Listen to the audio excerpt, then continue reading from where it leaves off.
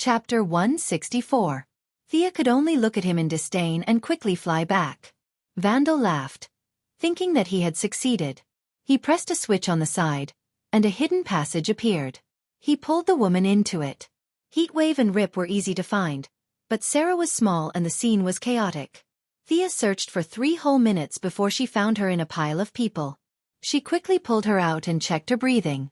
She was still alive. After putting the 3 of them in a safe area, Thea didn't know what to do. This guy was unbelievably decisive. He threw away so many of his loyal subordinates just like that. Or perhaps he had predicted that Rip and the others would come and cause trouble and planted a huge amount of explosives in advance. Otherwise, it didn't make sense why he would plant explosives under the feet of his loyal subordinates. No matter how weird his brain was, he wouldn't do something like that. After him. Rip's morale was actually quite high. He ordered Heatwave to bring the unconscious Sarah back to the ship for treatment while he followed Thea to find Vandal. Thea was a little speechless when she saw Rip pull out the small pistol. "You must have seen how powerful I am and wanted me to bring you to kill a boss. Your acting was a little exaggerated. You were too enthusiastic." But she had nothing to fear now. The sooner she dealt with it, the sooner she could go home. The 2 of them were very experienced. They went to the place where Vandal disappeared and began searching. The secret door switch was quickly found, but when they flipped the switch, they saw a huge metal door. "I didn't find any lock on it at all. This door is single-use. Once it's closed, it can't be opened again." Thea kept using magic to check it. There was no password lock, fingerprint lock, or pupil lock. It was just a metal door that was cast in one piece. It was usually open, but closed at critical moments. The door could only be used once. This guy's brain was wired differently from a normal person. Had he been thinking about how to escape for the past 4,000 years? Blowing up all his subordinates to make a single-use door? No normal person would have that kind of brain. Rip Hunt fumbled with the door for a long time. He said uncertainly, "This is made from boron nitride and a large amount of osmium composite metal." He turned to Thea. "Can you break it? This is the strongest alloy in the 22nd century. How am I supposed to know?" Thea was a little depressed. She flew around the entire venue twice. Although she did not have the X-ray vision of Superman, she could still estimate the direction and layout of the underground passage with her magic antennae.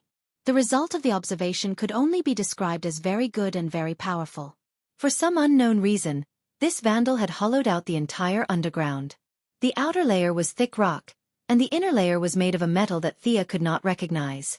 The innermost layer was made of the same material as the door. "This is a tortoise shell." Sia explained to Rip what she saw. "Do you have any weapons on your ship that can penetrate this shell?"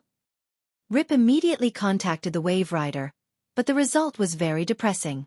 Gideon's original words were that they could theoretically get through, but they were currently being chased by a giant emerald robot that was over 200 meters tall, so they had to think of a way to deal with it first. The handsome old captain spread his hands, indicating that he had done his best. The rest was up to her, heroine. Phew! Thea let out a long sigh. She had been looking forward to a hearty battle, not a demolition. She could only contact Arthas, who was sleeping in the space of consciousness. Hey, stop sleeping. Do we only have armor? Did you bring your own weapons?"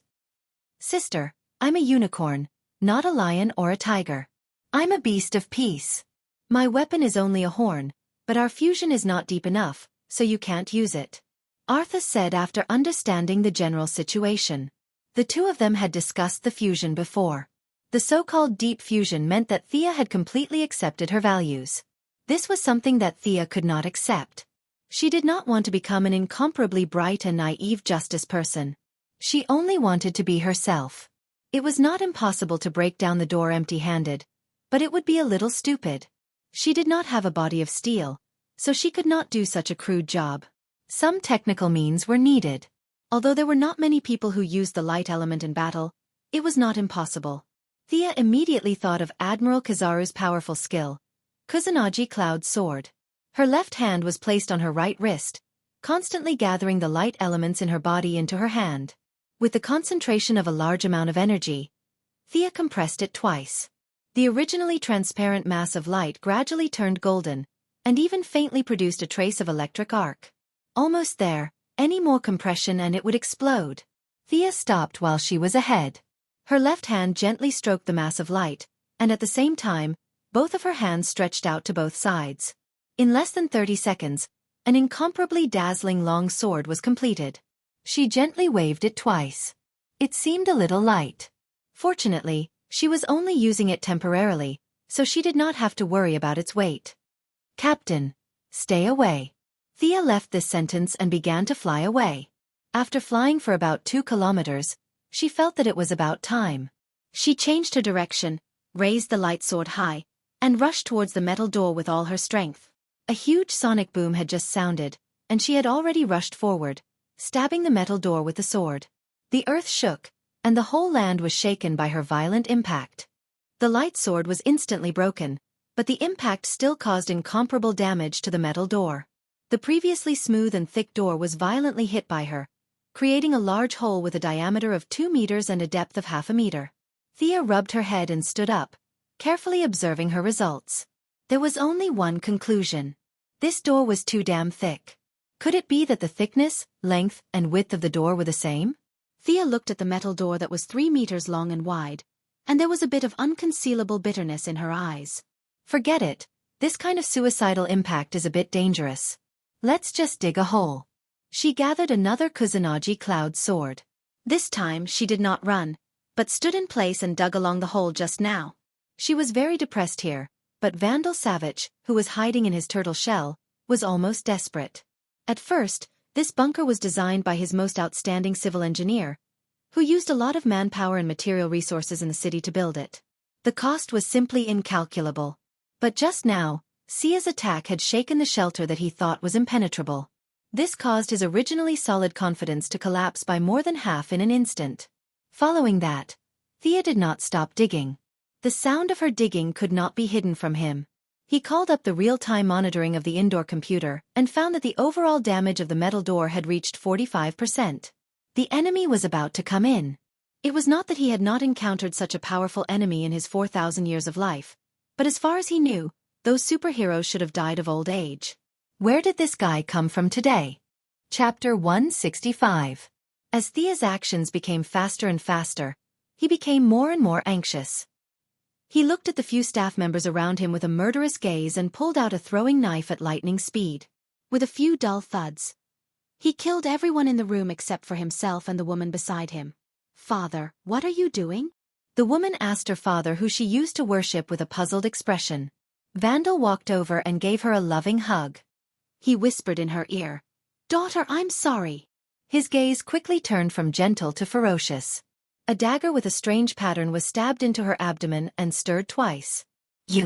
Why? She fell into a pool of blood with deep confusion. "I didn't want this to happen. This is your fate." Vandal closed his eyes and turned his back to his daughter, who admired him. Not long after, he returned to normal. He pulled out an unconscious young man from a compartment in the basement. If the legendary squad were here, they would definitely recognize that this was the Hawkman who died not long ago, the reincarnated lover of the Hawk Girl. For the legendary squad who traveled through the river of time, only a few months had passed. But for Vandal, it was a solid 100 years. He spent a lot of effort and found this young man 30 years ago, the 207th reincarnation of the Hawkman. Listening to the vibrations outside the door that were getting clearer, he did not hesitate anymore. He lowered his head and dipped it in his daughter's blood and drew an unusually complicated circle on the ground. Time passed by slowly. Vandal's daughter had completely breathed her last. The blood that flowed out of her body turned from bright red to dark red. Finally, just as the blood was about to coagulate, he finished drawing the circle. Panting heavily, this circle consumed a lot of his energy. There was no room for mistakes. Even with his 4,000 years of experience, he drew it with trepidation. Fortunately, he finished it successfully. "The blood of a loved one." Vandal chanted the first half of the ritual softly. As his voice was transmitted to the circle, the pattern drawn with blood instantly came alive. There were bursts of light flashing in it from time to time. Thea, who was still digging outside, immediately felt that something was wrong. This was too wrong. The air was filled with a restless aura. The birds on the nearby branches had collectively flown away. Should they continue digging or observe the situation? Thea asked for Rip Hunter's opinion. Even though Rip didn't sense anything, the two quickly came to an agreement. A gentleman wouldn't stand under a collapsing wall. Let's watch from afar. What if the enemy used some kind of suicidal move? How dangerous would that be? At most, he could just travel through time again. It was not a big deal. At this moment, Vandal could not care less about the enemy's escape. His ritual had already entered the second stage. The blood of one's kin and the life of one's enemy are all contributed to the two ends of the scale. Me, High Priest of Horus, Vandal Savage, praise for the gaze of my lord.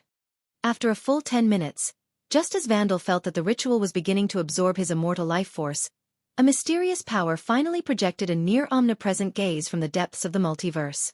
This line of sight was very faint and weak, almost between existence and non-existence. It barely sent a signal to Vandal, with praise and encouragement. Vandal was about to die from exhaustion. His life force had been greatly drained. If it had been an ordinary person, they would have died long ago. He was cursing in his heart. I haven't used it once in 4,000 years. It's so difficult to summon you for the first time. Can you do it or not? But the arrow had already been knocked. He trembled as he completed the last step of the ritual. He reached out a hand and aimed at his left eye. His heart was full of hesitation. There was no small matter when it came to the gods. As long as he sacrificed it, the eye would not grow back even if he was reborn. But his hesitation was immediately felt by the gaze. The message sent became more and more impatient and dissatisfied. Gritting his teeth and stomping his foot, Vandal aimed at his left eye and dug it out. Ah! The excruciating pain almost made him faint. But he still had some rationality left. He threw the bloody left eye into the ritual. I sacrifice my eye. I pray for the guardian of the pharaoh, the symbol of royalty, the eagle god Horus, the eye of all worlds. Destroy these fugitives of time, the destroyers of world order. Vandal's last few words were almost roared out. There was no other way. He was too weak. His face that used to be 40 years old now looked like he was 80 years old. One had to know that he had maintained the appearance of a 40-year-old man for 4,000 years without any change. Now, a ritual had sucked away his nearly limitless life force. In addition, he had lost an eye and a daughter. His sacrifice was really too great. Thea naturally did not know about his sacrifice. Even if she knew, she would not take it seriously. Because at this time, she was already a little shocked. In the sky and on the earth, ancient sounds kept echoing. A faint eagle cry kept circling in everyone's mind. Rip Hunt of the Church of Science also saw that things were getting worse, but he did not know what it meant. He could only ask Thea, who seemed to know a lot. If it was any other question, Thea would not be able to answer. After the fusion, she only gained some knowledge about unicorns. That knowledge was passed down through her bloodline. Not only was there little, but it was also very biased. But Thea could still recognize the current scene. As the representative of the heavenly realm's creatures, even if she had not seen it, she had at least heard of it. Facing Rip Hunt's inquisitive gaze, she gritted her teeth and said with a bit of bitterness, "This is the omen of a god's descent." Walla walla. Rip Hunt could only hear the sound of his worldview shattering. Are you kidding me? It's already the year 2166. We're already using space-based weapons, and you're telling me about a god? Aren't we living in an era of science and technology? Was all the knowledge I learned in school fake? No one would know or care about the screams in his heart. Thea solemnly looked at the sky not far away. The clouds there were already covered by a kind of high-density energy. The air was constantly rubbing against each other, creating large amounts of electric arcs. Just as the energy gathered and finally reached a certain point, a pair of sharp claws suddenly reached out. Although it was very difficult and slow, as if the claws were tearing something, they still managed to tear a large hole in the energy. Miss Thea, should we? Rip Hunt received information from the Wave Rider. The Adaman had killed the big robot sent by Vandal at the cost of serious injuries. The spaceship was quickly approaching and was preparing to make a strategic turn. Thea was not that anxious. After repeated comparisons, if this god was only at this level, she really did not have to be afraid of him. God sounded nice, but in reality, they were life forms that were much higher than ordinary people, so they were called gods. Comparing life forms, Thea was now a half-human, half-world creature. She was definitely inferior to him, but she was not afraid of him. Chapter 166. The pressure of a god had some effect on her, but it wasn't strong. Compared to Rip Hunt, whose lips were trembling and couldn't even speak clearly, Thea's performance was full of the demeanor of a strong person. "Captain, go and catch Vandal Savage. He's down there and can't resist anymore. As for this big guy, leave it to me." Thea was amused after she said that. It wasn't because she thought of a joke, but because she felt the excitement in her soul. She smiled with fighting spirit, and her blood was boiling. Finally, there was a worthy opponent. This was a real god. After a good fight, she wouldn't have any regrets even if she returned to the original spacetime. The unicorn felt her monstrous fighting spirit and took the initiative to let go of part of its body control, causing Thea's aura to increase by a lot. Rip Hunt also knew that he couldn't stop her and the unicorn. "If you want to fight, then fight. I'll go and catch Vandal first." He ordered the Wave Rider to start breaking the door, and it didn't take long before the door was blown open. He ordered the Atom Man, Sarah, and Captain Frigid to guard the house for the three seriously injured. The remaining Firestorm and Heatwave Hawkgirl followed him to catch Grandpa Vandal. The cumulus clouds in the sky were getting heavier and heavier. Although the pair of sharp claws used all its power to dispel spells, the effect wasn't significant. At this time, it didn't care about the dignity of a god. A hairy leg stretched out from the space and began to squeeze out with all its hands and feet. Thea naturally couldn't just stand by and watch. The villain could do whatever he wanted? She wasn't that stupid. Yes, she felt that she was justice, and the enemy was naturally the villain. That was what she thought and did. After communicating with the unicorn, the original unicorn pattern on the back of the cloak was replaced. Now, two large Chinese characters were displayed: Justice. Anyone who went against him was a bad person or a bad god. Run over and kick the enemy back? After thinking about it, she gave up on this tempting idea.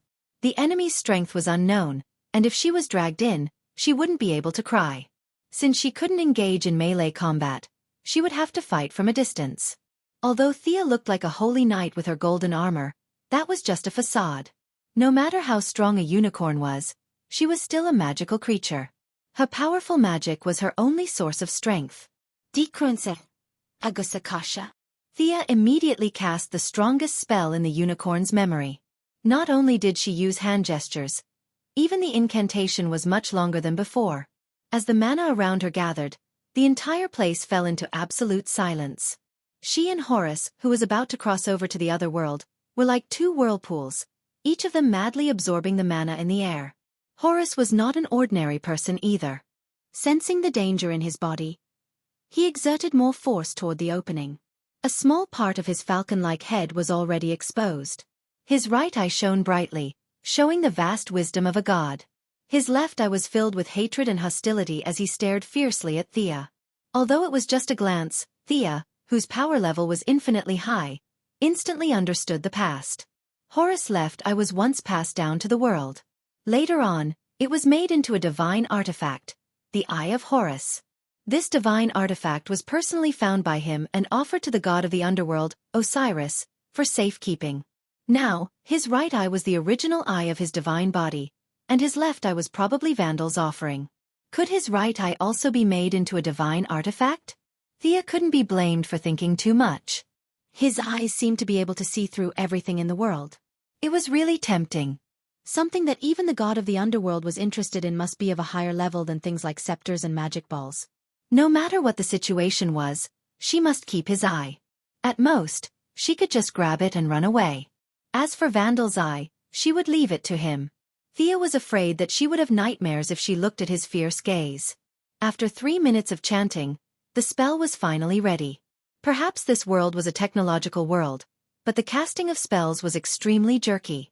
Otherwise, even if it was the first time Thea cast it, it wouldn't be so strenuous. Burning cloud. She pointed at the figure of Horus in the distance, and a large cloud of fiery red energy instantly covered the god who was trying to climb out.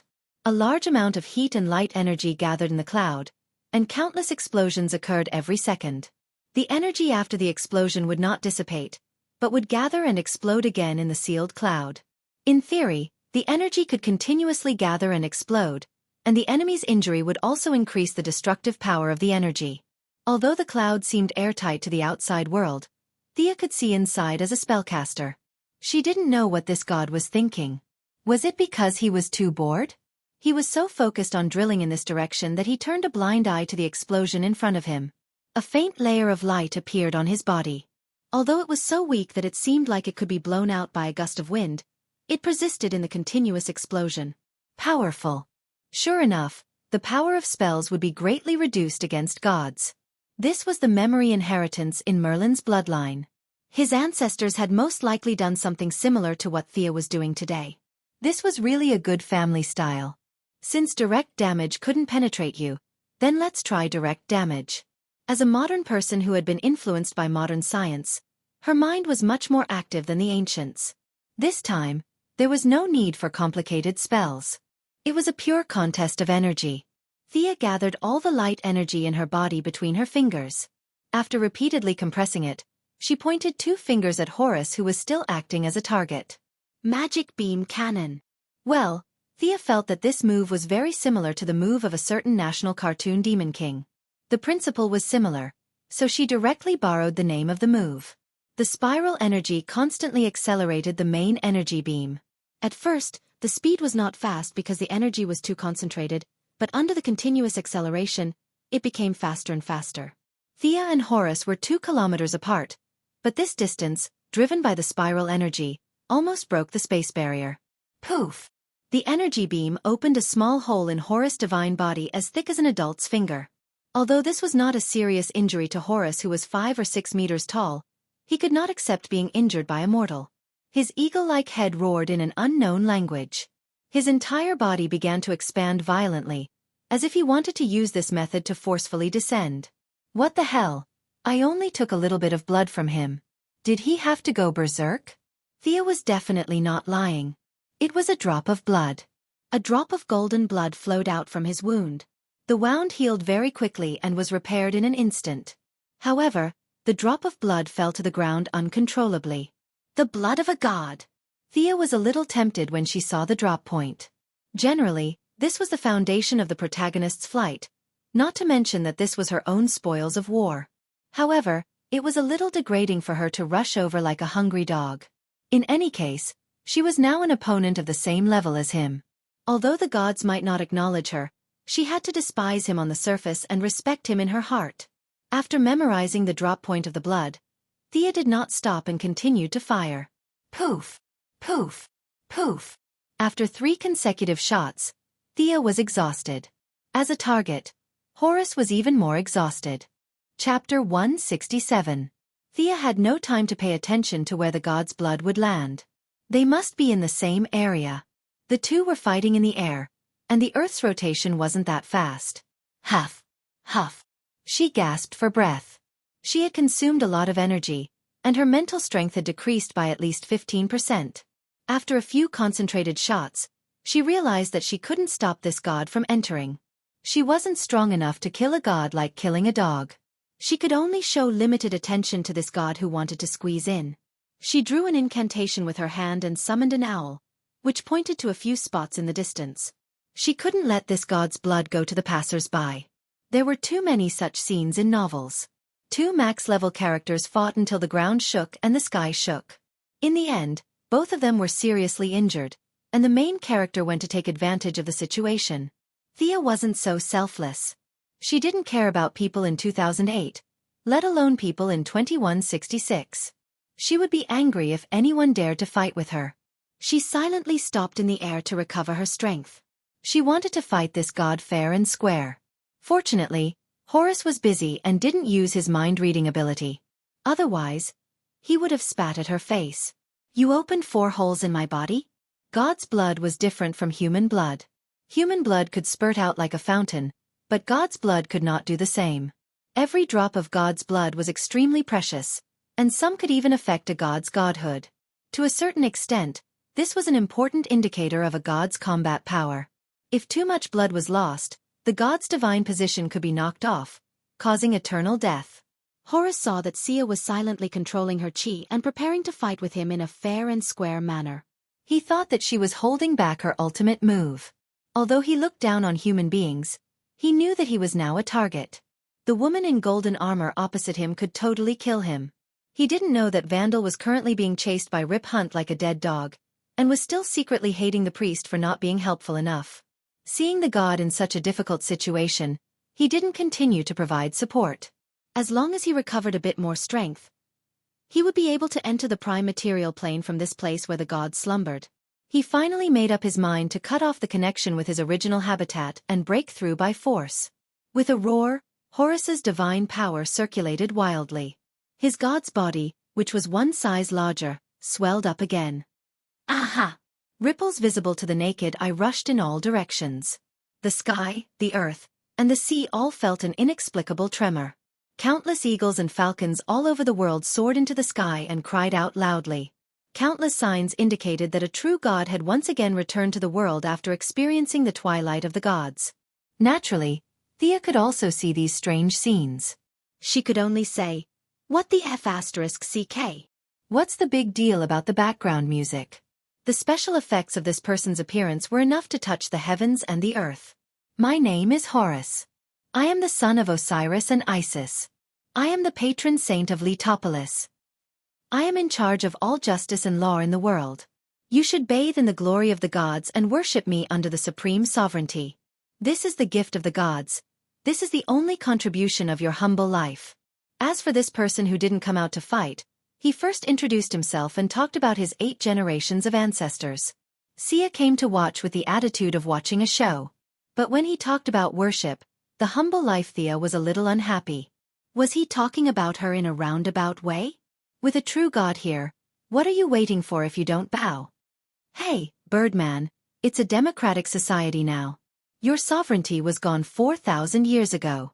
Thea didn't dare to get too close. She didn't know what kind of attack this guy had. But looking at his bird head, no, eagle head, she could roughly guess that this guy must be very fast. Horus, who was 10 meters tall, dark, with the head of an eagle, naked upper body, and a linen sheet wrapped around his lower body, was stunned by her words. He couldn't help but ask, "Is the 4th dynasty over?" Thea nodded and said in her heart, "God, you are right. Not only the Ming dynasty is gone, but the Qing dynasty is also gone." Horus got his answer and was obviously a little stunned. He looked around.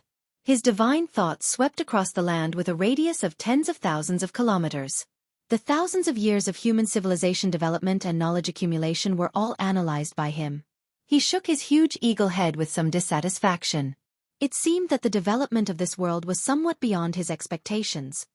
"Thou art the most powerful person among the humans? You are qualified to rest under my throne. Kneel down and accept my blessings. This is an honor that you can't imagine." Horus figured out the context of the changes in the world and was a little confused. He couldn't tell whether some changes were good or bad. But what kind of existence was he? He was a god. It could only be the world that adapted to him. It was impossible for him to accept the world. In the face of Thea, a time traveler who could hurt him, although he was a little annoyed, he was ready to recruit people and continue to build the kingdom of heaven on earth. In his impression, humans were unbelievably weak. If he were to condescend to rope them in, the other party would definitely bow down and worship him. As for why Vandal summoned him, he didn't care at all. Gods could order humans, but how could humans command gods? He threw Vandal's wishes to the sky without thinking. Thea was amused by him. What did he mean? The Prime Minister could hold a boat, but this god was better. Did he want to take her in without any grudges? "Please, we haven't fought yet. How can I just surrender? Also, where did you learn to speak like you're singing?" Thea had goosebumps when he sang. Thea repeatedly checked and didn't feel that this god was very powerful. Except for his appearance and his singing, there didn't seem to be anything special. In terms of energy intensity, Thea was a little higher. This guy looked powerful, but Thea felt that he was seriously injured and was summoned to fight before he recovered. According to the game data, this guy's upper limit of health and magic was extremely high. But now he only had a little bit of health left, and his magic was almost at the bottom. Compared to Thea, who had full health and magic, it was not certain who would win if they fought. Thea was too lazy to talk nonsense with him. They couldn't talk on the same channel. She mobilized all the magic in her body, accumulated momentum, and prepared to arm wrestle with this guy. Her sudden surge of momentum surprised Horus a little. Shouldn't this person kneel down and kowtow? Why did she look like she was going to fight? I've already forgiven you. Why are you so stubborn? Although he didn't understand, the majesty of gods couldn't be blasphemed, and he didn't bother to explain. If you want to fight, then let's fight. Thea could see that he was very weak. Of course he knew better. After being awakened from eternal sleep, he was in a very bad state. Even if an ordinary priest used the right process, at most it would attract his attention. The priest's ability was not enough to bring him to this world. Fortunately, Vandal Savage was not from Class 1. He was from Class 3. By crazily extracting Vandal's immortal life force, Horus finally entered the world that was once filled with the footprints of the gods after going through many hardships. Chapter 168. Horus had lost too much of his divine power, and many of his abilities that required a lot of daily consumption were not activated. Not knowing that his only remaining priest had lived for 4,000 years and had long been blinded by the bustling world, Vandal, who was walking uneasily, was cursing him in his heart. Hurry up, to think you would have such a day. Rip Hunter kicked Vandal and urged him to quicken his pace. The old captain was in a state of great joy and sorrow today. Initially, Thea's man-made nuclear bomb almost blew up the spaceship, which was a great sorrow. Now, he easily caught the enemy of his life, which was a great joy. Without any scruples, Vandal was now so old that he didn't even need to buy a ticket to board the spaceship. He didn't have any intention of taking care of the old man and dragged him back to the spaceship like a sheep. The spaceship quickly took off. It had no choice but to take off. Horus was 10 meters tall and stood on the ground like an iron tower. Thea was also hovering at the same height, staring at him full of fighting spirit. These two could fight at any time, and the ground was too dangerous. Is this a god? The Atom Man, who had been fighting with the giant robot, had been badly injured. Now that he had just recovered a little strength, he was helped by Kendra to the display screen to watch the news of the arrival of a god. This was not seen in Star City in 2017, and he looked at the tall and majestic Horus with some interest. It was unknown whether it was a coincidence or his gaze was too wretched. Separated by tens of thousands of meters in the spaceship's display screen, Horus's eagle eye quickly glanced at him, and there was a trace of divine power in his eyes. Ray Palmer was a purebred ordinary person. Although he was tall and handsome, it was useless in front of divine power. Even with so many obstacles between them, when the gaze fell on him, he was still instantly seriously injured. Poof! A mouthful of blood spurted out, and his whole body fell straight down. Where are you looking? Although Thea didn't know that her temporary teammate had taken a blow for her, she still seized the opportunity when Horus was momentarily distracted. This guy's divine body was too resistant to magic, and the preparation time of the magic beam cannon was too long. Thea could only do what she was used to doing, and she charged forward with her lightsaber. Fortunately, this wasn't a game. There wouldn't be any situations where warriors couldn't use magic or mages couldn't fight in close combat. Thea didn't have any psychological burden for a mage like herself charging forward to attack. She gripped the 2-meter-long heaven-gathering cloud sword with both hands and stabbed forward. At first, Horus might have been afraid of the majesty of the gods, so he took a few of her attacks with his bare hands. The result of his carelessness was that he was pierced with 2 more holes. Helpless, he could only take out a golden scepter from the void. At the top of the scepter, there was an eagle spreading its wings, ready to fly. Scepter of Horus? Sia's gaze couldn't help but be attracted to the scepter, but when she looked at it carefully, she was a little puzzled. The scepter was more than 8 meters long, and Horus wielded it with such vigor that it was airtight. Was this what Vandal was holding back then? He was 1.8 meters tall and wielded an 8.1-meter stick? The scene seemed a bit fake. Thea believed that artifacts could be big or small, but would Horus make his weapons smaller for humans? She knew the answer just by looking at how arrogant he was. Thea once again used her high-speed movement to aim her sword at Horus' head. Horus clenched the scepter with both hands and swung it in the opposite direction. With a crack, both of them used almost all their strength. The result was that Thea's sword and Horus' scepter shattered at the same time. The lightsaber shattered into pieces, and the scepter also broke in the middle and fell into the ground. Hey, Thea understood. This guy's scepter was the same as her lightsaber. They were both made with his own energy. Without her weapon, she quickly retreated. It would take a few seconds to condense the lightsaber again, but Horus' scepter could be condensed at will. Thea's control of energy was far inferior to these gods who had lived for countless years. Human powerhouse. Do you want to see the distance between you and the sky? Do you want to know how shallow you are? Let me show you the authority of the gods. Horus did not rush to attack. His divine power began to spread in all directions. Wherever the divine power passed, high-rise buildings collapsed instantly, and asphalt roads broke. The high-tech city, which was full of modern atmosphere, almost turned into a sea of sand in the blink of an eye. From time to time, sand waves rolled, and some sand waves rushed to a height of 100 meters. Most of the residents in the city had blank eyes, and the modern clothes on their bodies were replaced by linen clothes. A few people who were still conscious looked at this scene in puzzlement, thinking that it was some kind of prank. There are so many stupid mortals, humph. Horus was very dissatisfied with those who still retained their own consciousness. In an instant, he sent out countless messages. Those who were under his control all had their strength increased dramatically. In groups of 3 or 5, they knocked down those who were conscious to the ground. Occasionally, a few people who were in a semi-conscious state were washed by the divine power and lost their own consciousness, but most of the sober ones were beaten to death. What the hell? Thea watched the city turn into a sea of sand, and the former city's inland river turned into an oasis. Countless low bungalows rose from the ground, and the surviving citizens were all bare-chested and surrounded by sheets, kneeling and kowtowing to Horus. Was it really that exaggerated? Thea watched in horror as a building slowly rose from the ground in the center of the so-called city. It was a huge pyramid that she had never seen before. As it rose, the surrounding crowd showed a fanatical expression, and many people were so excited that they shed tears. Do you see? This is the power of the gods. Change at the fundamental level of things. This is a field that you can't touch. Horus looked at the fruits of his labor and was very happy. It was a joy that came from the bottom of his heart. That's more like it. Those messy high-rise buildings just now were too messy. If humans lived 100 meters in the air, wouldn't they look down on me, a god? This was not normal.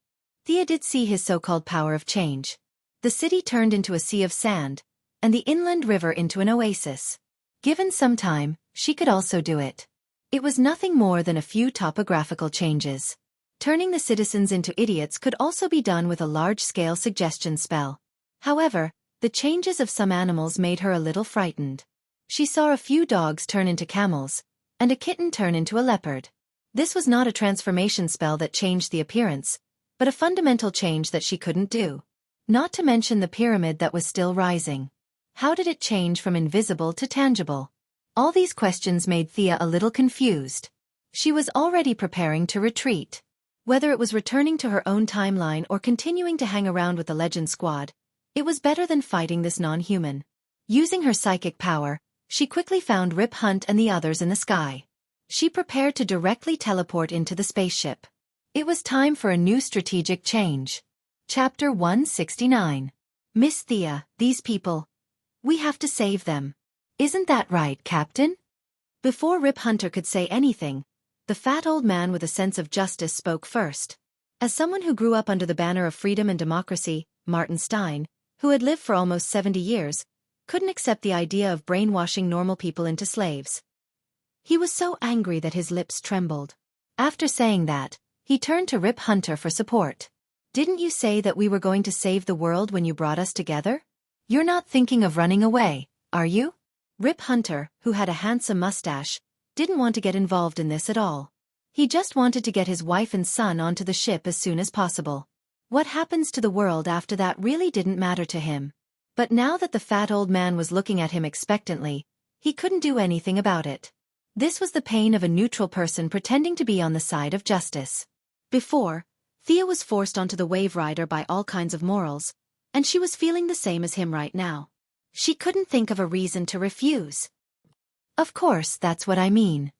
Rip Hunter could only pretend to be a fat man. Miss Thea, do you have any ideas?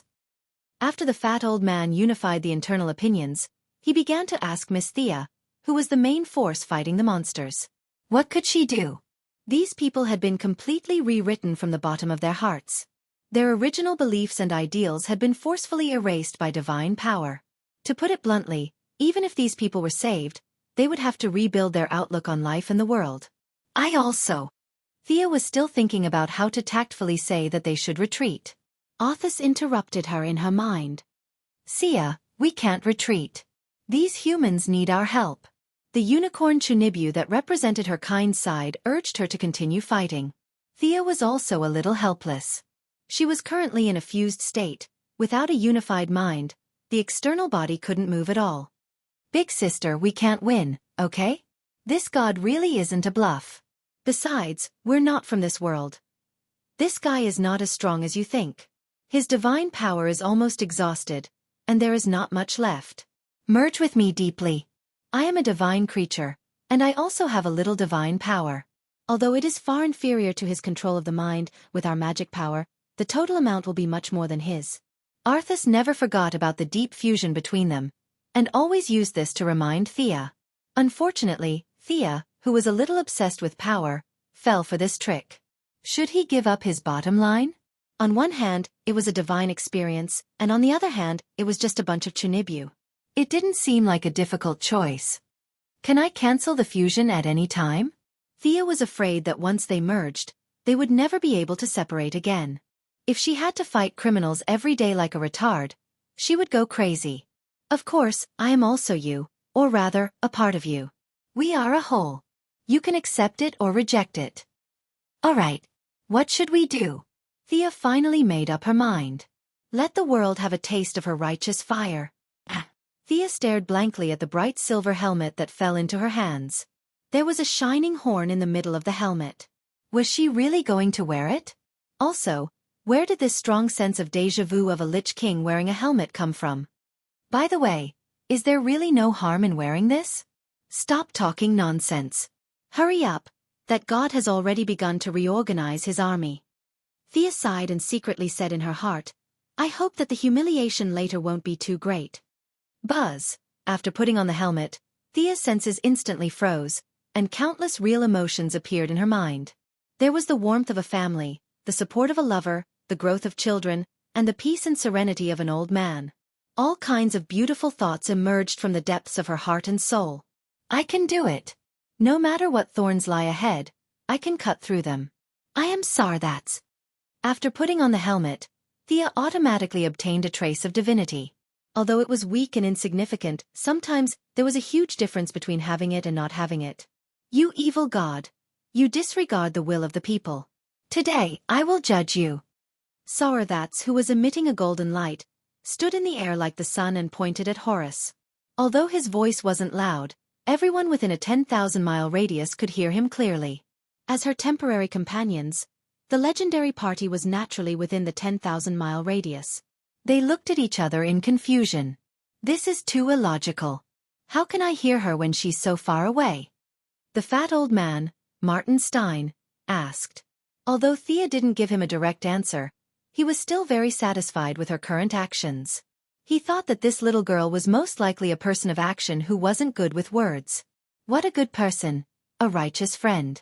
Now that Thea's large-scale broadcast had naturally drawn out his scientific research spirit, his mind was constantly searching for various theories in an attempt to use science to explain this supernatural phenomenon.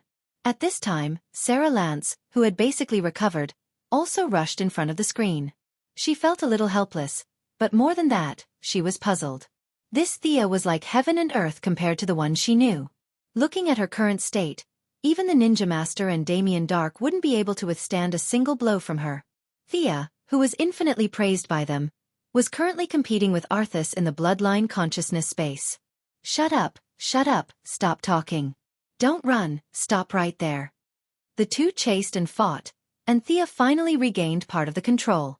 She couldn't avoid the Chunibyu, but she could keep quiet. Let's see who's better with our fists. She couldn't make this group of people return to normal, but she could brainwash them again. Using the trace of divinity in her body as a foundation and a large amount of magic power, Thea began to communicate with the memories deep in her blood. It was the legendary final resting place of King Arthur, the Holy Land in Celtic mythology, the central belief of the ancient Druids. The ultimate Elysium in Wales, the legendary island that existed between reality and fantasy, the land of the afterlife and the afterlife, Avalon.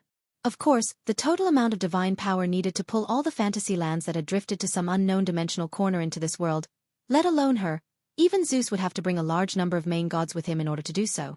This world that rejected magic and divine power was too stubborn. Even a powerful god like Horus had to spend a lot of effort to squeeze in, and the distance was too far. She couldn't even pull a brick in the fantasy land. But even if she couldn't pull the real thing in, with the help of the bloodline, it was no problem to pull the projection of this fantasy land in.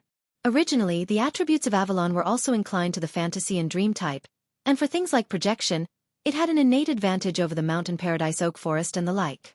Thea pointed to a lake not far away and began to transform the ley lines. Chapter 170.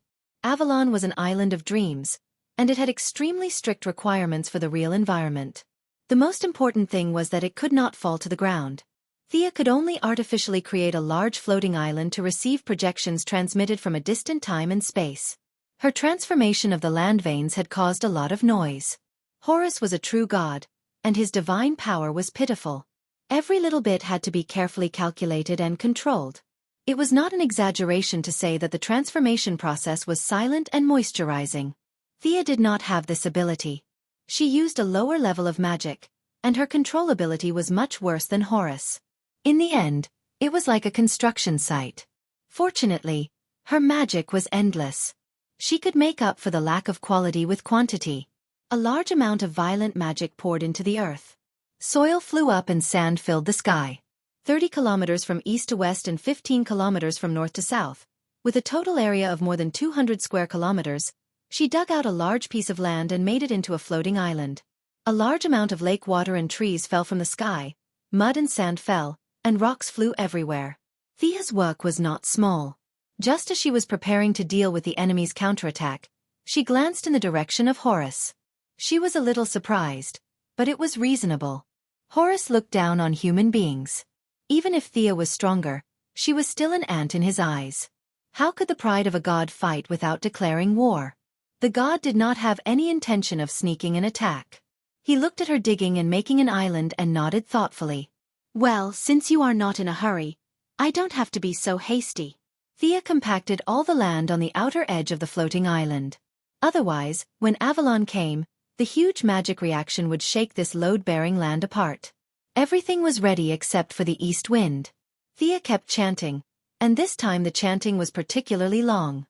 The air was silent, and only her voice could be heard between heaven and earth. Boom! At first, the sound was very small, but as time went on, the frequency of the vibration became higher and higher. Even the pyramid that Horus had built was shaken, and a large amount of sand rolled down from the tower. Many brainwashed former citizens were also frightened by this invisible aura and looked around blankly. Just as Horus's huge eagle eye was carefully looking around. Come back! Avalon, the bronze-colored foggy island, the eternal fantasy land. Sia shouted. At this time, she was crazily outputting her magic power. The azure magic power around her rippled, and the sound of a harp could be heard. There was also the faint cry of a banshee mixed in with it. The originally bare floating island seemed to be shrouded in a layer of foggy air. It was impossible to see what was inside clearly. Only through the gaps in the clouds could one see the scenery inside. There was a forest, a lake, and an illusory palace in the deepest part of the island. The people on the spaceship were completely dumbfounded. No science could explain this phenomenon. The Atom Man, who was seriously injured by the divine eye, was a bit like a cockroach. After receiving some treatment in the medical room, he was concerned about the situation on the front line and was now watching the battle with his injury. Looking at the huge island that Thea had summoned in front of the screen, as a die-hard fan of the Knights of the Round Table, he was completely dumbfounded. Even if he didn't know at first, Thea had shouted it out, and it was the kind of regional broadcast type. Avalon! Ray Palmer whispered, his heart full of the excitement of seeing his idol. Captain and everyone, I need your help to deal with this evil god. Thea's voice was transmitted in the spaceship at the right time. Her words were full of righteousness and kindness. Even Superman was at the same level as her. From any point of view, she was the representative of justice and the savior of human freedom. I'll help Jackson, let's go. The fat old man, who had been influenced by liberal and democratic ideology, was the first to respond to her call when he heard that they were going to deal with an evil god. He turned to look at his partner. The black guy was actually a little scared. The scene was almost like the end of the world. After all, he was still repairing his car half a year ago. He had only seen such an exciting scene before in his dreams. But looking at the fat old man's determined look if he refused, He would jump out with a parachute and a rifle. So he could only nod. The two completed the fusion and turned into the superhero Firestorm. Without saying goodbye to Rip Hunt, they flew out of the cabin door. "I'll go help too." The Atom Man immediately put on his battlesuit. "Ray, your injury?" Hawkgirl called him. "It's okay. My battlesuit has a life support system. It'll be fine." He hugged Hawkgirl and flew out with Firestorm. As for whether he was doing it for justice or to see his childhood idol, it was up to him to decide.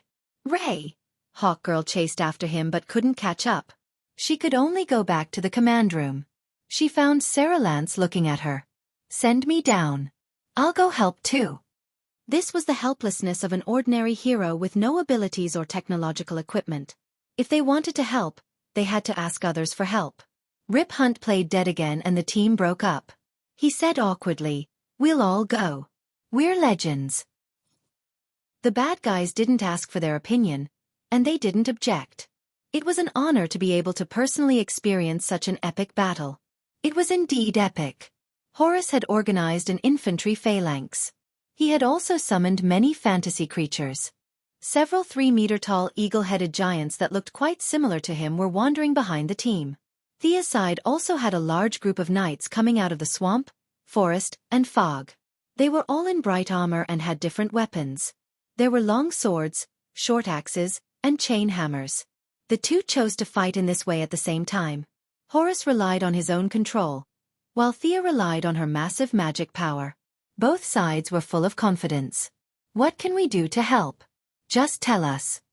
Several members of the Legends team came to Thea's side. In order to take care of their necks, Thea also landed from mid-air. Hearing their declaration of war, she lowered her head and thought. In fact, to be honest, the strength of the people here was only Firestorm and the Atom Man. The others could only say that they had no problem fighting ordinary people and wanted to participate in this kind of divine battle. "Horus, who are you? What kind of divine battle is this?" They were far from qualified. Glancing at Ray Palmer, who didn't care about his injury at all. He stared intently at the knights coming out of the forest and carefully identified them. "What the hell can you see?" Thea was a little speechless at his behavior. This was all a projection, and only a rough outline of a character could be seen. If the real person was transmitted, the magic power consumed would be completely disproportionate to the strength of the character itself.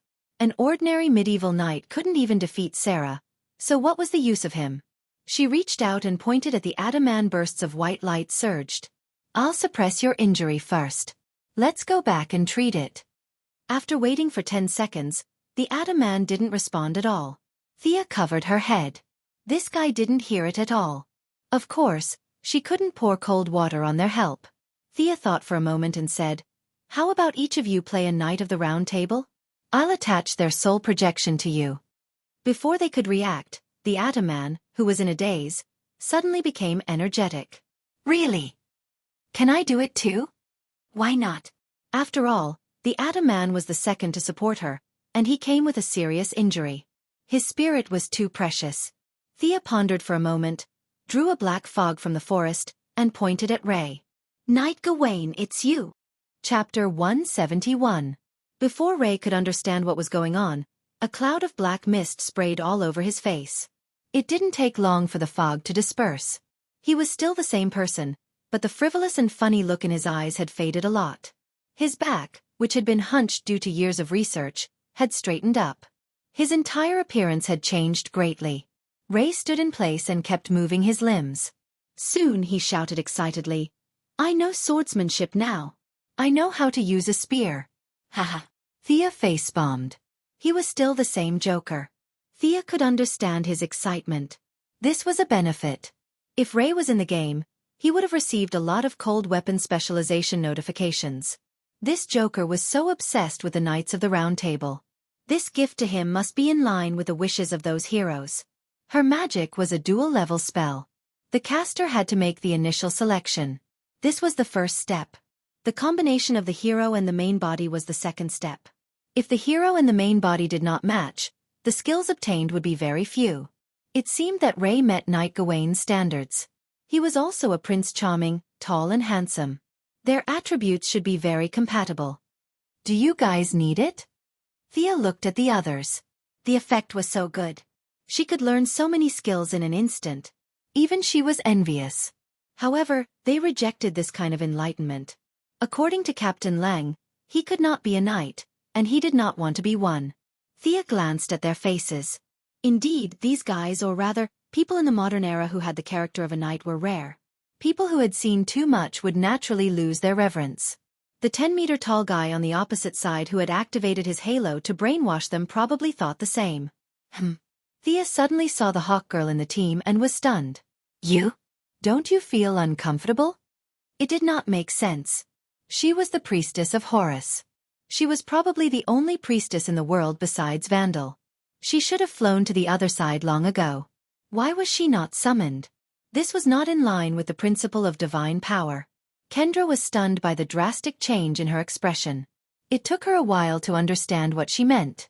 She lowered her head and said uncertainly, "There seems to be a voice saying something, but the voice was too soft. I thought I was overheated. Did something happen?" Eagle Girl had always been a little afraid of Thea. Now that Thea had threatened to kill gods and saints, she, who was still washing dishes in a cafe half a year ago, was so scared that she used all her brain cells to come up with an answer. She was afraid that Thea would not be satisfied, so she asked carefully in a low voice. Thea's mind was filled with question marks at first, but when she heard her say that her voice was too low, she instantly understood. Horus still valued this believer very much and summoned her as soon as possible. But unfortunately, she was too weak to hear the orders of the gods. Nothing happened after the first step. Fortune favors fools. Thea sighed. She was weak, yet she managed to escape. Compared to the current situation of Vandal, who had summoned him to the world, it was clear that he was not friendly to his believers. In other words, God's view of good and evil is different from that of humans. He thinks that brainwashing you is for your own good, so why do you resist? I can only enter this world by absorbing some of your life force. Isn't that the only value of your existence? The two sides did not even have a basis for discussion. It would be strange if they did not fight. Professor, follow me to attack the evil god. Captain, control the weapons on the spaceship to support us. Regardless of whether the other party admitted it or not, they first labeled him as an evil god. Although Thea also knew that this was actually a neutral camp and was still a distance away from evil, this was the consistent strategy of the righteous side. The rest of you, join the war on the ground, everyone. For the freedom and democratic will of mankind, defeat this evil god. May there be eternal peace from today onwards. No more disputes. After Thea finished speaking, she used a large amount of magic to cast a light return on each of the legendary team members. After receiving fatal damage, they would be instantly teleported back to the original casting point, which was Thea's side. If one looked at it from the sky, they would find that the land was divided into two sides. Horus on the east side was an army formed by the brainwashed citizens. They were dressed in a retro style, bare-chested, and there were all kinds of messy soldiers, such as archers, spearmen, sword-shield soldiers, and several chariots pulled by two horses. In contrast, Thea's side was much more orderly. She had enough magic but limited control. She did not dare to summon King Arthur. Who would listen to whom she summoned? The number of knights was far less than the opponent, but the formation was well disciplined. Ray, full of chivalry, was imitating Theoden's pre-battle mobilization in The Lord of the Rings, flying in front of the formation with a sword. However, Thea did not see his expression as if he was going to fight to the death. This guy was playing, right? Are you ready? Are you ready to accept your inevitable fate of defeat? Horus's voice came from afar. Thank you for giving me time to prepare. I will win. I represent justice. I represent freedom. Humans are not the slaves of the gods. Thea almost roared in the end. I appreciate your belief, but it is meaningless. Horus did not wait for her reply, and began to operate his divine power. Desert, raise your sand and block the light of the sun. The sea of sand on the side of Horus began to boil violently. Large amounts of yellow sand were lifted up to a height of 1,000 meters and continued to rise higher and higher, covering the entire sky. Over 100 huge eagle men made of obsidian were the first to charge out. The citizens who were controlled also slammed their weapons against their shields and followed closely behind them with a menacing aura. Hey, this god is a little smart. He knows that my power is drawn from the sun, so he wants to cut off the source of my power first. Good idea, but how is that possible? Thea silently operated her magic, and her body rose straight to a height of 10,000 meters. Spirits of the wind in the sky, spirits of the earth, living beings in the sea, free will in the world, heed my call. Let light and justice protect this continent. Let the light of humanity illuminate this dark night. Let the world bathe in light again. The large amount of mana output caused countless elemental creatures to rush out from all directions and launch an assault on the tall eagle men. Kill! Ray Palmer, who looked like a knight with a metal suit hidden under his knight's armor, led the charge. The rest of the knights also received the signal. They formed their usual wedge formation and rushed into the infantry formation opposite them. The two players did not make any further moves. Their minds were focused on the battlefield below. This was a battle of power and also a battle of faith. Miss Thea, the casualties are a little high, aren't they? Firestorm flew to her side and whispered. Thea glanced at them. Their strength is not bad. They can fly up 10,000 meters in the air. How can there be no deaths in a war? Only the fat old man would say such childish words. Actually, it was fine even if Thea died. They were all created by magic. She could just summon them again after they died, but the other side could not. Chapter 172. The two of them watched as Ray Palmer dodged the two javelins and smashed the enemy's head with his flail. Professor Stein, don't worry. Look to the side. I need Ray to help me open up the situation. Only then can we use this troop. Firestorm followed her finger and saw some green figures. These are the Banshees of Lake Avalon. They can help these people regain their sanity. Sia had been prepared for the fat old man to come looking for her, so she had already arranged an ambush. As for regaining their sanity, it was pure nonsense. Their original personality had been forcibly erased by divine power. Even Horus would not be able to recover, let alone a mage like her. Thea did not intend to recover. She directly used the Banshee's skill to charm them and brainwash them into having a free and democratic ideology. The fat old man was the top authority in science and technology, but his understanding of magic was based on stories he heard before he was 8 years old. Now that he heard Thea's words, he was relieved. While the two of them were talking, there were already many former citizens who had been brainwashed by Sia to come over. Thea did not have time to write a detailed memory for them. She only left a message that the other side was a slave system, the other side was a democracy, and the other side was stupid and rich. Immediately, many people who had brought their own spears and bows switched sides to Sia's side. The situation gradually became clear. Ray was charging in front to disrupt the enemy's formation, and the weak Banshees were desperately tempting and brainwashing at the back. On the other side, the obsidian eagle-headed man was evenly matched with the various elemental creatures. One side was almost immune to magic, and the other side was outnumbered. It was difficult to determine the winner in a short time. Horus looked at the battlefield with detached eyes. No one knew what he was thinking. Human, you underestimate the power of the gods. His eagle eye instantly looked at the great pyramid behind him. A ripple with a strange luster hit the top of the pyramid. With a loud bang, the pyramid, which did not belong to a human building, collapsed instantly. Ha! Thea naturally saw this scene. What was the meaning of this? Did they destroy their own building in the middle of a fight?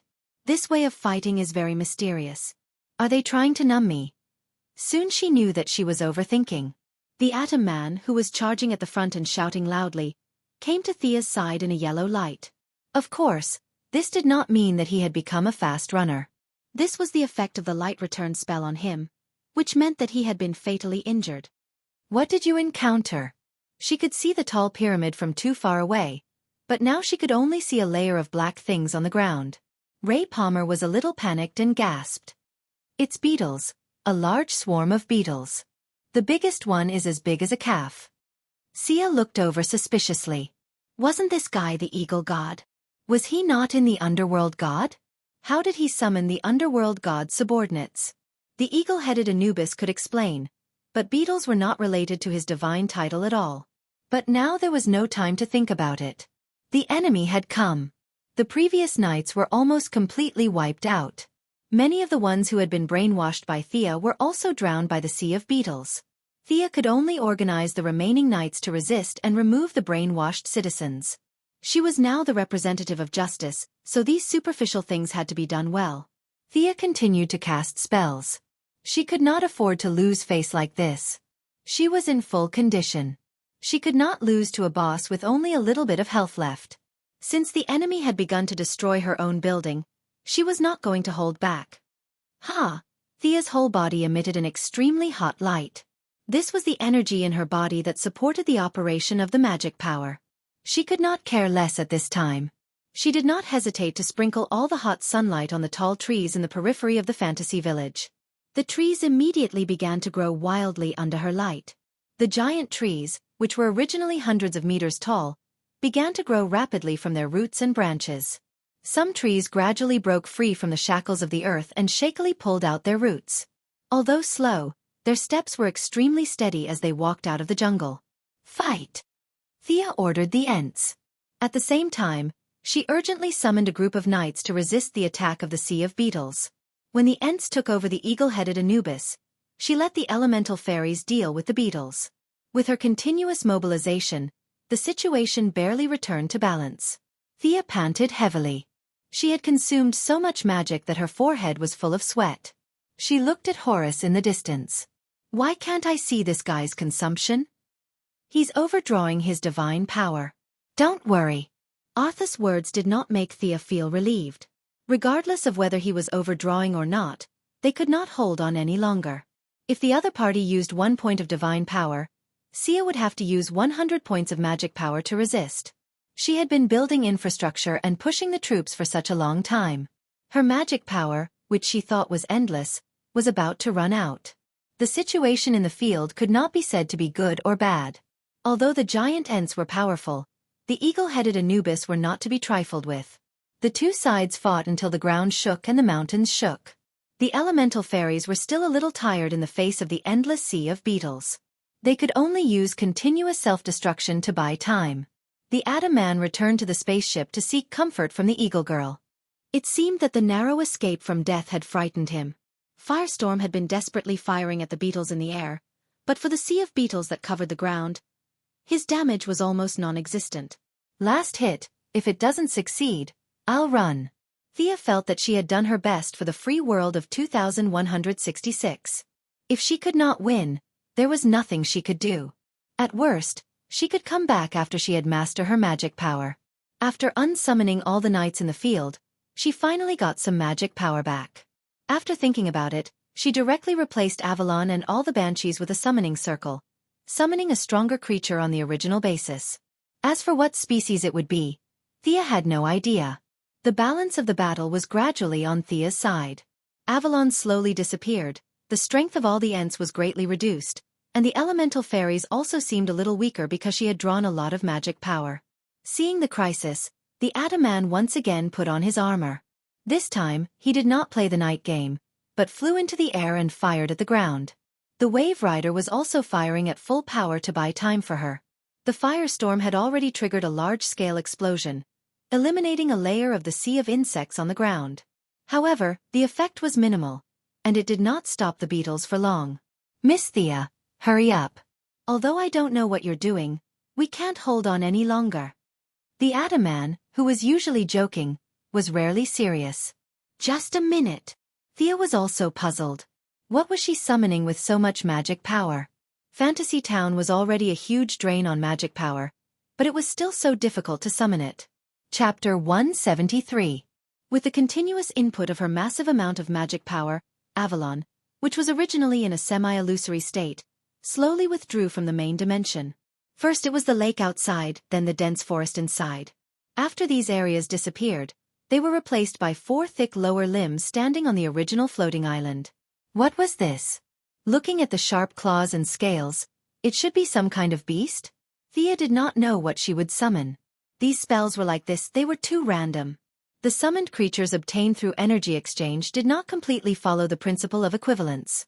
Some were stronger than the original creature, and some were far inferior. In Merlin's bloodline memory, there was a great wizard who had summoned a wild plant from the depths of the universe during a life-and-death battle in outer space. He had expended a lot of effort to summon it. At first, he was quite happy because this thing's energy reaction could easily slay gods and demons. However, he died after a while because although this plant was powerful, it could not move. This shortcoming directly killed the great wizard. Thea was somewhat confident. The main dimension had a great attraction to all creatures, so the chances of summoning a strong fighter were very high. The glory of Avalon finally disappeared from this world. Thea did not have time to sigh and focused on her summoned creature. "Human little girl? Are you summoning me?" The voice came from 100 meters high in the sky. What appeared in front of Thea was a giant dragon with 5 heads. The 5 heads were red, blue, green, black, and silver-white respectively. The scales on the giant dragon's body were changing colors at any time, and there were lights of different attributes flashing on its body at every moment. "Yes, Your Highness. May the light of your wisdom always shine on this long night, and may the order of the night break the peace before dawn." She was so polite, but it was not because she suddenly became polite. Thea's heart collapsed a little at this time. This was a great god, one of the lords of a small world in the distant universe. The Dark Dragon Queen Taxis. This dragon was also known as the 10,000 Color Void Dragon. Of course, with Thea's power, even if she used the fantasy village, she still wouldn't be able to summon a main god. Not even a main god from a small world. Perhaps it was because of the fantasy village's illusory nature and Thea's power of time that her summoning transcended the river of time and space, summoning a younger version of the 10,000 Color Void Dragon that had yet to become a main god. Fortunately, it was the Queen of Darkness who had yet to become a god. If a main god had descended, it would have been a huge problem. The gods of this world had all been taken away by the twilight of the gods. It was now the era of mortals. Moreover, in the year 2166, the few mortals who could fight had all died of old age. A main god's power would have no problem sweeping through this place. Thea had originally thought that it was a dragon when she saw the 4 limbs and wings. She even had the idea of becoming a dragon knight, but she instantly dismissed that idea when she realized that it was this big sister. What a joke. Ride her? A fireball mixed with energy would instantly kill her. Fortunately, the dragon queen that was summoned was a younger version. Her strength was only at the level of a demigod, and she wasn't as temperamental. She was at an age where communication was still acceptable. Another god, huh? No, not yet. Horace, who was not far away, naturally saw the changes here. At first, he was really shocked. He had never seen the Dragon Queen before, but that power was not fake. After observing for a while, he was sure that the other party was only a projection. Her real body had not really entered this world, and she was in the state of a child. But he could no longer retreat. When he rushed out of the hibernation with all his strength, he had no intention of going back. Feeling the waves of pressure from the Dragon Queen, he also wanted to prove his authority as a true god. Thea's magic could be returned, so could his divine power. Beetles were constantly disappearing into thin air, turning into threads of divine power and converging back into his body. Don't even think about it. Thea immediately activated her backup plan. All the elemental spirits flashed with different colors and rushed into the sea of beetles to explode collectively. Red, yellow, and blue magic overflowed, blowing up more than half of the originally boundless sea of beetles. Horace's divine power was blocked, and he was a little angry. He looked at Thea angrily and said, "This is not in accordance with the principle of fairness." What he meant was that she had summoned and unsummoned them just now. Did he disturb her? Where is your bottom line? Thea also felt that she was bullying this very chivalrous god. She did not usually think so, but this time when compared to him, her bottom line was indeed a little low. "Your Majesty Horace, you are a god and I am a mortal. This is very fair." Although she was a little guilty, she still had to say something. But her tone was already much more polite. Horace, who had a good demeanor, nodded and said, "You are right. I have wronged you." Faced with such an honest god, even with Thea's thick skin, she could only make a facepalm expression. She was really embarrassed to talk nonsense. Let's see who is the real deal. My queen, the one over there is the enemy. Although he could not be ridden, he could still give basic orders. Otherwise, this would not be a summoning spell, but a summoning spell. The myriad sky dragon stared at Horace and said with some disdain, "A bird god? What a joke." After saying that, she spread her wings. Her body, which was thousands of meters long, covered the sky and the sun. The 5 dragon heads spat out energy of different attributes. There were flames, ice, quicksand, and all kinds of deadly light beams. They came crashing down on Horace. Horace looked serious in the face of this fierce attack. He crazily channeled his divine power. His whole body quickly stretched and transformed into a giant eagle that was hundreds of meters long. He dodged all kinds of light beams and clawed at the Dragon Queen with his sharp claws. "How dare you? Who do you think you are fighting?" The Dragon Queen's 5 heads cooperated skillfully. 3 of her heads spat out fireballs, icicles, and sandstorms to resist Horus's sharp claws. The remaining 2 heads each spat out a light and dark energy. She used a very clever method to mix them together. Taking advantage of the moment when Horus swooped down, she shot at his chest. Boom! The earth-shattering explosion sent Horus flying thousands of meters. A big hole was blown in one of his iron wings. Sword-like feathers fell to the ground. Why didn't this guy drop any divine blood? Thea, who could finally do something, had been paying attention to the battle. The Dragon Queen's reputation was not exaggerated. She had the strength of a demigod, but she could suppress a true god. This was a classic example of challenging someone of a higher level. Thea could only admire her. Now that she saw Horus injured but did not see any divine blood, she was a little confused. She asked the sleeping unicorn in the space. He should be out of divine blood. He only has a little power left to maintain his transformation. This god is going to fall. Arthas's tone was a little sad. In order to come to this world, Horus cut off the connection with the god's resting place. If he died here, he would really die. Thea did not care about this problem. She summoned the owl and pointed at the place where the feathers fell. "Go and pick them up. Maybe they can be used as arrows in the future." These fell from a god's body. Chapter 174. Thea ignored Arthas' look of disdain. This guy doesn't know anything. Arrows made from these things are still very powerful. After all, when we return to the original time and space, we still have to rely on our old skills to survive. The Dragon Queen Taxi's attacks became more and more rapid. The mixture of fire and ice, the mixture of light and quicksand, from the initial mixture of 2 elements to 3, and then 4. Her understanding of the mixture of magic and magic had surpassed all known mages. This killing method that Thea couldn't name repeatedly inflicted heavy damage on Horus. Every time Horus was heavily injured, the eagles around the battlefield would collectively wail. The sound was so miserable that it made people cry. One of Taxi's dragon heads looked at these birds coldly. She didn't seem to be chanting any spell, but an invisible shockwave swept across in all directions, killing all the birds within a radius of 10,000 miles. They fell from the sky like dumplings. Even the owl summoned by Thea was implicated. Just as she wanted to summon it again, Taxi's cold voice came. "Those are my spoils." The voice was indifferent, but it was not to be refused. Thea was depressed. What does this mean? Does this mean that you plan to pack up and take away the last god? This kind of evil nature is too difficult to communicate with. Thea had no choice but to endure it. This was like casting a movie. The director and producer had the final say when choosing the actors, but when the cast was selected and you couldn't suppress the lead actor, then the lead actor had the final say in the cast. Thea was now the poor director who had to choose a big name as the lead actor.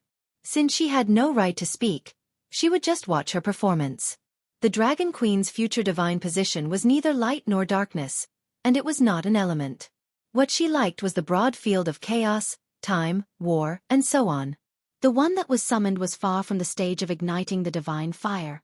Although the attack was fierce and Horus was forced to retreat, she really couldn't take down this existence that had been a god for countless years. With a loud bang, Horus mustered all his remaining strength and sent the mountain-like taxis flying with a single wing. He landed on the ground and transformed into his human form. Kneeling on one knee, he silently chanted an unknown language. Thea, who had a tiny bit of divinity, could understand it. This was the divine language, known as the supreme language between heaven and earth. It could communicate with countless planes, space, and time. "Great Father God Osiris, please abide by the ancient agreement and give me the power to protect the order." The voice was bitter but firm. "Horus, my son, according to our agreement, I will give you power. However, the eye that you have placed with me will no longer belong to you." "Are you sure?"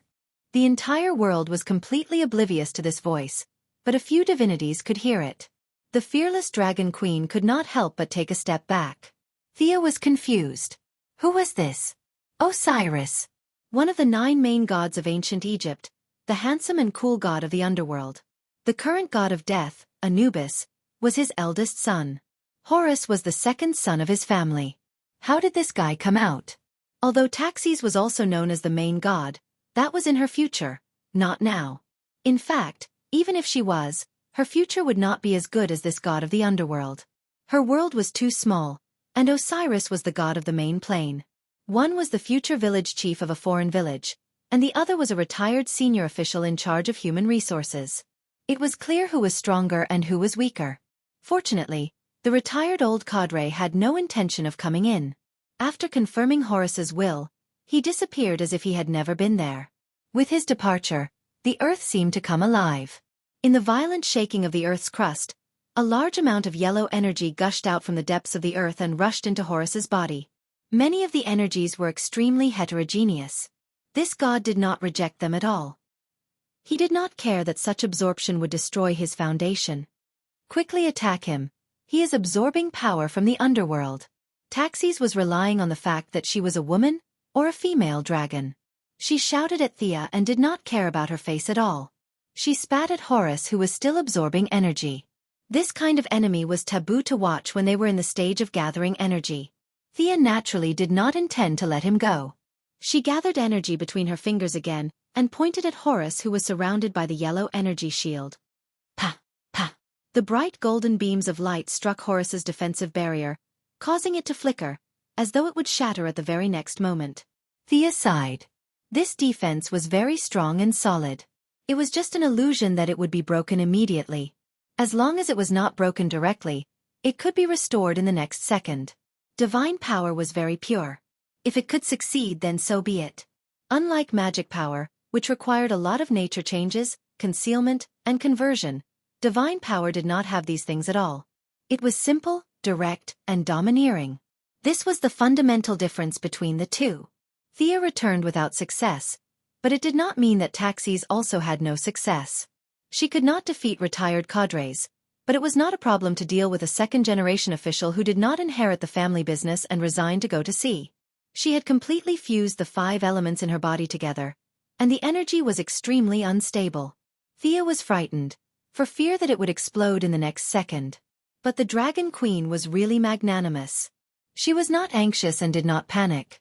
She compressed the almost pure white magic power ball in her hand twice, until the magic power was almost in a liquid state. Only then did she stop and threw it at Horus, who was half kneeling in the distance. The two came into close contact at an extremely fast speed, and the instantaneous explosion of power raised the surrounding thousands of miles to the ground. Not to mention the pyramid that Horus had pulled up, even the infrastructure projects that Thea had done were all turned into dust. The Wave Rider was also blown thousands of miles away. Rip Hunt only had time to tell her to be careful, and then the two sides could not contact each other. Thea was also blown back hundreds of meters by the aftermath of the energy. She tried to stop herself and watched with rapt attention. The smoke dissipated, and Horus slowly stood up. At this time, he could be said to have changed a lot. His originally well-muscled body had become extremely rough, and there was a trend of deformity. His legs were disproportionately large, and his upper body seemed to have shrunk a little compared to before. His huge eagle head had also changed from white hair to red hair. His sky-blue beak seemed to be covered with a layer of thick ink. From time to time, corrosive liquid dripped from the corner of his mouth and fell to the ground, melting into a deep pit. The left eye that he had taken from Vandal had completely disappeared, leaving only a terrifying hole.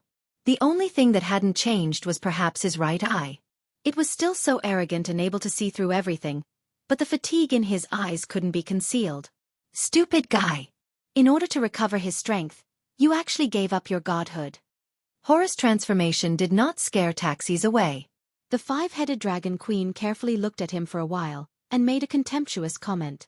Yes, No, it's me. I'm no longer a god. I've given up my godhood. I'm no longer the guardian of the pharaoh.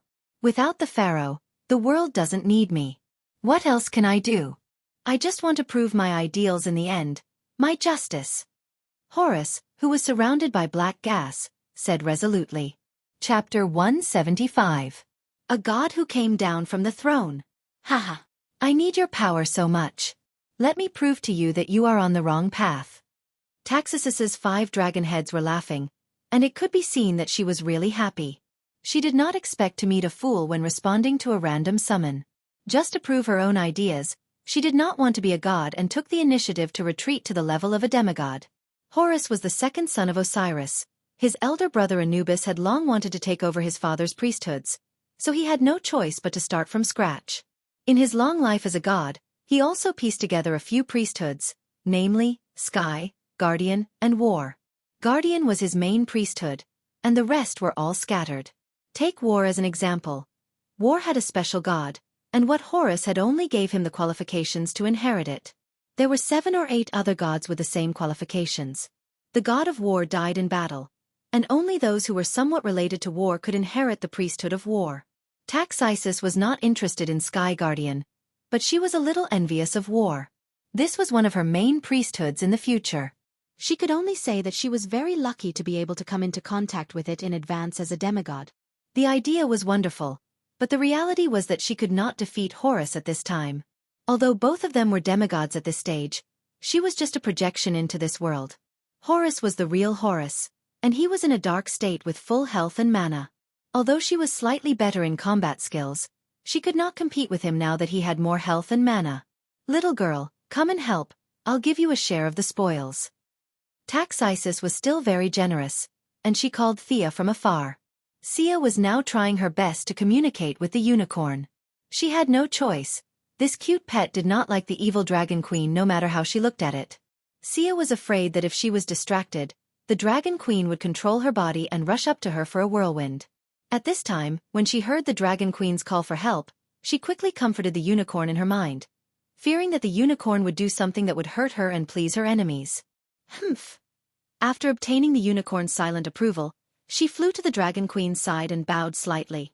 She spoke in a tone that was neither close nor distant. "My queen, I will assist you. Focus your attacks on his head. He is no longer a divine body. He will be injured, he will die." After saying that, Taxi swung her tail arrogantly and went up to meet the attack. "TSK." Thea pursed her lips. "Of course, you don't hit people in the head. How stupid would I have to be to hit his feet? He wasn't Achilles." Although she was slightly displeased, she still followed up with an attack. Actually, it was just a ranged attack. Close combat would be slightly dangerous. Looking at Horus, who was covered in black mist and surrounded by a dark aura, it would be best to avoid touching such a thing. With Taxis as the main force, she happily took up the promising job of long-range DPS. The Dark Dragon Queen went all out at this time. Her combat talent and combat awareness were far superior to Horus, who had never fought seriously before. She used all her skills to continuously wear down the defensive barrier on his body. Sia also released a few finger of light at the right time, hitting the earthen yellow barrier with a sizzling sound. As time passed, Taxis became more and more impatient. Her summoning time was almost up. After all, Thea's summoning was still at the level of a mortal. Summoning a demigod of her level, her existence time was rapidly passing. If it wasn't for her main body desperately maintaining the channel in another world, she would have been sent back. Damn it! Taxis then spat out several mixed light beams at Horus's defensive shield. Of course, she was not worried about the world being ruled by the evil gods. She just felt that the duck in her hand was about to fly away, and she was not happy.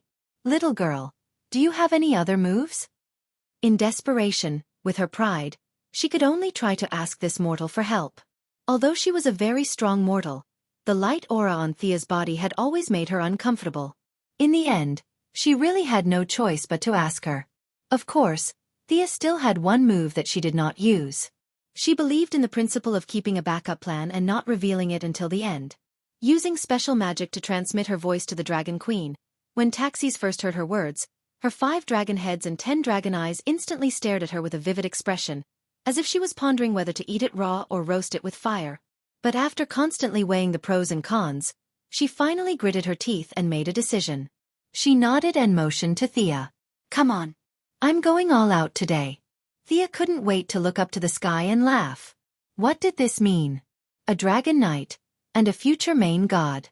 If she wanted to express her current mood, she could only use the word awesome to describe it.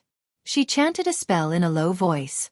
She needed an enlargement spell, and at the same time, the Dragon Queen also shrank her own body size. Thea grew to 10 meters tall, and the Dragon Queen shrank to 300 meters. My queen, I'm going. Thea took advantage of the situation and even pretended to be obedient. She was very happy. The expressions of Taxi's several dragon heads were different, but they were all unhappy. Come on, Arthas. The two in their consciousness synchronized again. This time, they needed to fuse the ultimate weapon of the unicorn. The horn had a powerful anti-magic function, and it was the weapon of choice to deal with Horus, who was wearing a turtle shell at this time. The horn was usually long, half a meter, but it was too small for this kind of size. The two of them combined a part of their magic and created a 40-meter-long sword. No, it was a long spear. Thea flew onto Taxi's back and put the dragon spear between her red and white dragon heads. There was no other way. She had too many heads and it blocked her vision, so she had to bear with it for a while. The Dragon Queen was also very uncomfortable. It was like a thermometer in the armpit of a person's arm, but she had to bear with it for the sake of the divinity after the battle. The next scene was a little strange. A righteous knight with a long spear rode an evil dragon to deal with a demigod of the neutral camp. Your Majesty Horus, give up. Your eternal life should not be wasted here. The unicorn said this while controlling Thea's body. She had always felt sorry that this original true god was going to fall here. Young humans, come on, I have no regrets, I'm very tired. Even if I die today, I won't hate you. Horus's voice was full of fatigue. Although his body was protected by a protective shield, his insides were almost collapsed. It was not that easy to dethrone himself. He had sacrificed much more than Thea and the others could see. This guy can see that there are two of us? In the space of consciousness, Thea chatted with the unicorn in surprise. Nonsense, that dragon can see us too. You really have no common sense. The unicorn was still dissatisfied with working with the Dragon Queen, and despised her for no reason. Chapter 176. Thea didn't want to ask all kinds of questions. It would make her seem ignorant and shallow, but she really had no choice. These magicians were all elusive. The swamp monster did mention Madame of Xanadu, but where did this person live? That big guy didn't say. Madame of Xanadu was obviously an internal title. Thea couldn't go to the TV station to post a missing person notice. Her subordinates were also unreliable. She couldn't ask the Owl Court to send a few claws to look for her, right? The claws who received the order must have a confused expression.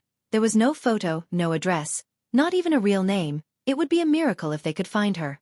Little girl, hold on tight. Taxis interrupted her thoughts at the right time and began to climb higher. Thea could only hold on to one of the dragon's heads tightly. She didn't have the courage to make a saddle and put it on the dragon's back, so the current riding method was extremely primitive and crude. In fact, there was also the advantage of her female identity. If it was a man who wanted to ride the Dragon Queen, let him try. In 1 minute, it would be digested in 3 minutes, and it would turn into feces in 5 minutes. Hula, hula, the dragon's wings flapped violently, and soon it had stopped at the highest point. Are you ready? One of the dragon heads turned back and asked. Come on, Your Highness. Thea stared intently at Horus's empty eye socket. That should be the only flaw in his body. Taxis quickly turned around in the air. Her movements were vigorous and full of the beauty of power. Her wings kept flapping behind her, accelerating her speed. Thea could only hold on to the dragon's spear tightly. She didn't intend to add any buffs to the Dragon Queen, not to mention the dragon's natural magic immunity skin. The other party was a top master in the field of magic. She could just forget about her self-taught skills. Horus also noticed their full sprint. After absorbing too much power of the underworld, he had lost the ability to transform into an eagle.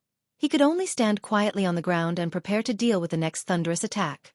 At this time, Thea and Taxis had already turned into a bolt of lightning, and the huge kinetic energy and acceleration allowed them to pass through a white fog, accompanied by a loud sound, and with the momentum of Mount Tai, they rushed down towards Horus.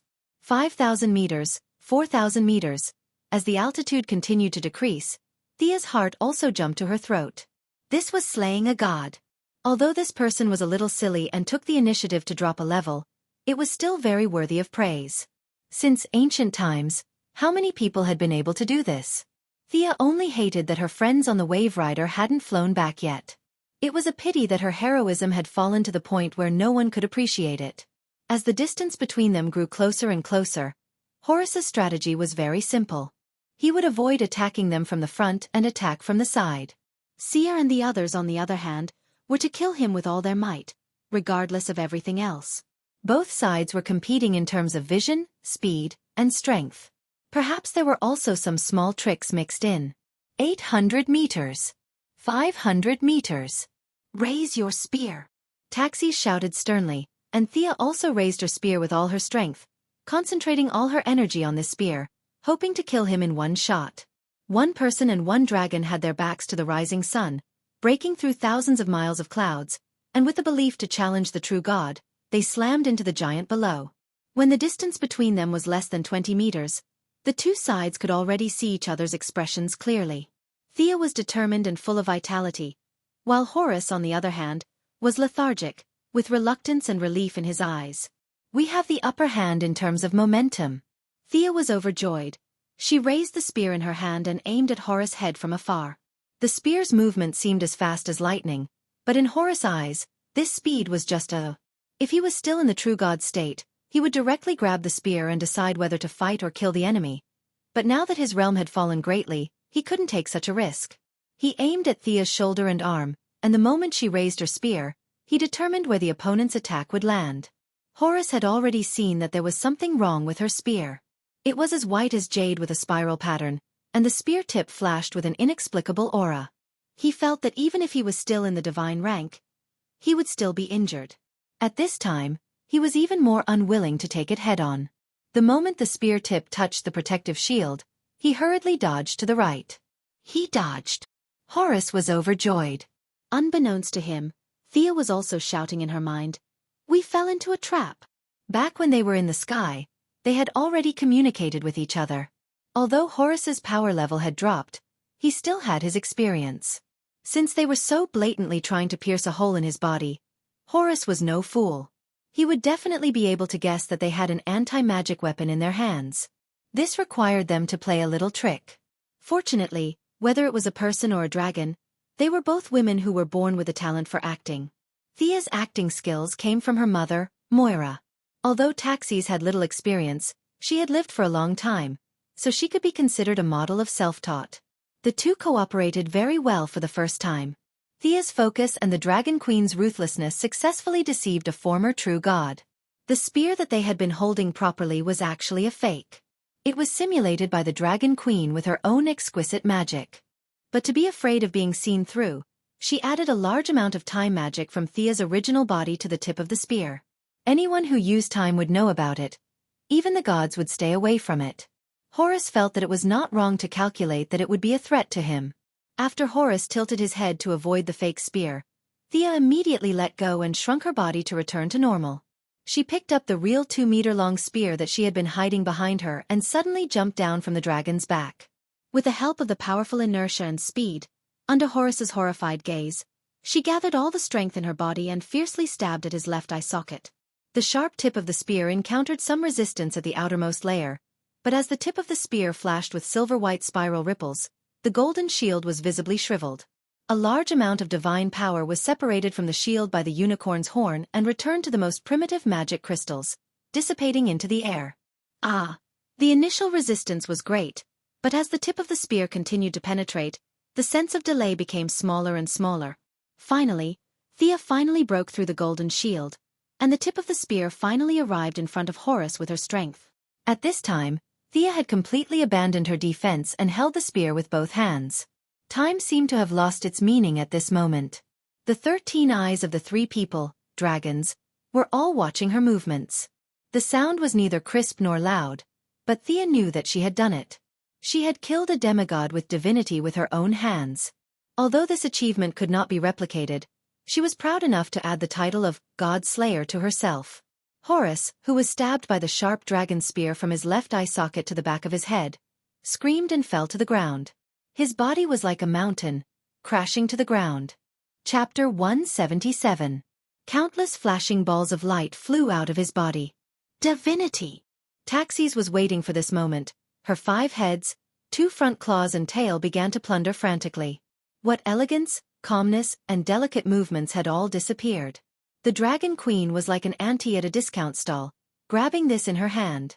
The azure divinity is not bad. Take it. That, the dark black divinity of the underworld, slightly worse, but it is also fated with me. Retired old cadres dare to come to our village to find me? I will kill him. Others may be afraid, But I am not afraid, I will take it. After her frantic plundering, she took away nearly 50% of the scattered divinity, most of which could be directly absorbed by her. The remaining 30% dissipated into the air, and only 10% was absorbed by Thea. Or rather, it was absorbed by the unicorn in her body. Why is this thing ignoring me? What kind of personality does Thea have? How can she not take the benefits that are right in front of her? Regardless of whether it is suitable or not, she will take it first. But no matter how hard she tried to grab it, the balls of light flew away around her without stopping, not even bothering with her. This made her extremely unhappy. Isn't this discrimination? Is there anyone who is reasonable? When a few balls of light automatically entered her body, she was very happy, and countless thoughts emerged in an instant, such as igniting the divine fire, taking charge of the divine position, and walking to the position of the supreme god. But she was not happy for more than 2 seconds. Seeing the balls of light circling around the unicorn, she knew that she was thinking too much. The unicorn turned a blind eye to her frustration, and happily absorbed the essence of the balls of light. Looking at the dragon queen and the unicorn in her body that was in a cultivation state, Thea curled her lips. Both of you are ignoring me. I am going to open the corpse. Do you think that I wear red every day is fake? I will let you see my lucky hands. But after walking around Horace's body, she found that she was a little helpless. This guy was too poor, his upper body was naked, and there was only a linen cloth covering his lower body. It did not look like he had any equipment. What? Take away the linen cloth? Thea felt that she did not have such a heavy taste. Furthermore, Horace's transformation was quite serious. His entire body was somewhat deformed. Sighing, I'll take my share first. Casting a magician's hand, an invisible giant hand grabbed at Horace's right eye, but it didn't move at all. It didn't move at all. She felt a little awkward. She had wanted to act gentler and less impatient, but this fellow's body was really sturdy. Thea could only do it herself. She walked to the side of the corpse. No matter what, Horace was a good opponent. Thea mourned for him for a second. She still had to take what she needed to take. She had spent a long time casting spells but still couldn't take out the eye. Thea rolled up her sleeves and prepared to use force. These eyeballs are really big. Horace was 10 meters tall, and his head was more than 1 meter tall. Including his long beak, it was more than 3 meters long. She pulled out Thea's anti-magic spear from her left eye socket. Her right eye was still shining, but it was getting darker and darker. Just the part of the right eye was the size of a square table. How was she going to take such a big eye back? The Adaman's nanotechnology must be ineffective on it. Thea thought about how she looked like carrying a huge travel bag and felt stupid. But anyway, she had to get it first.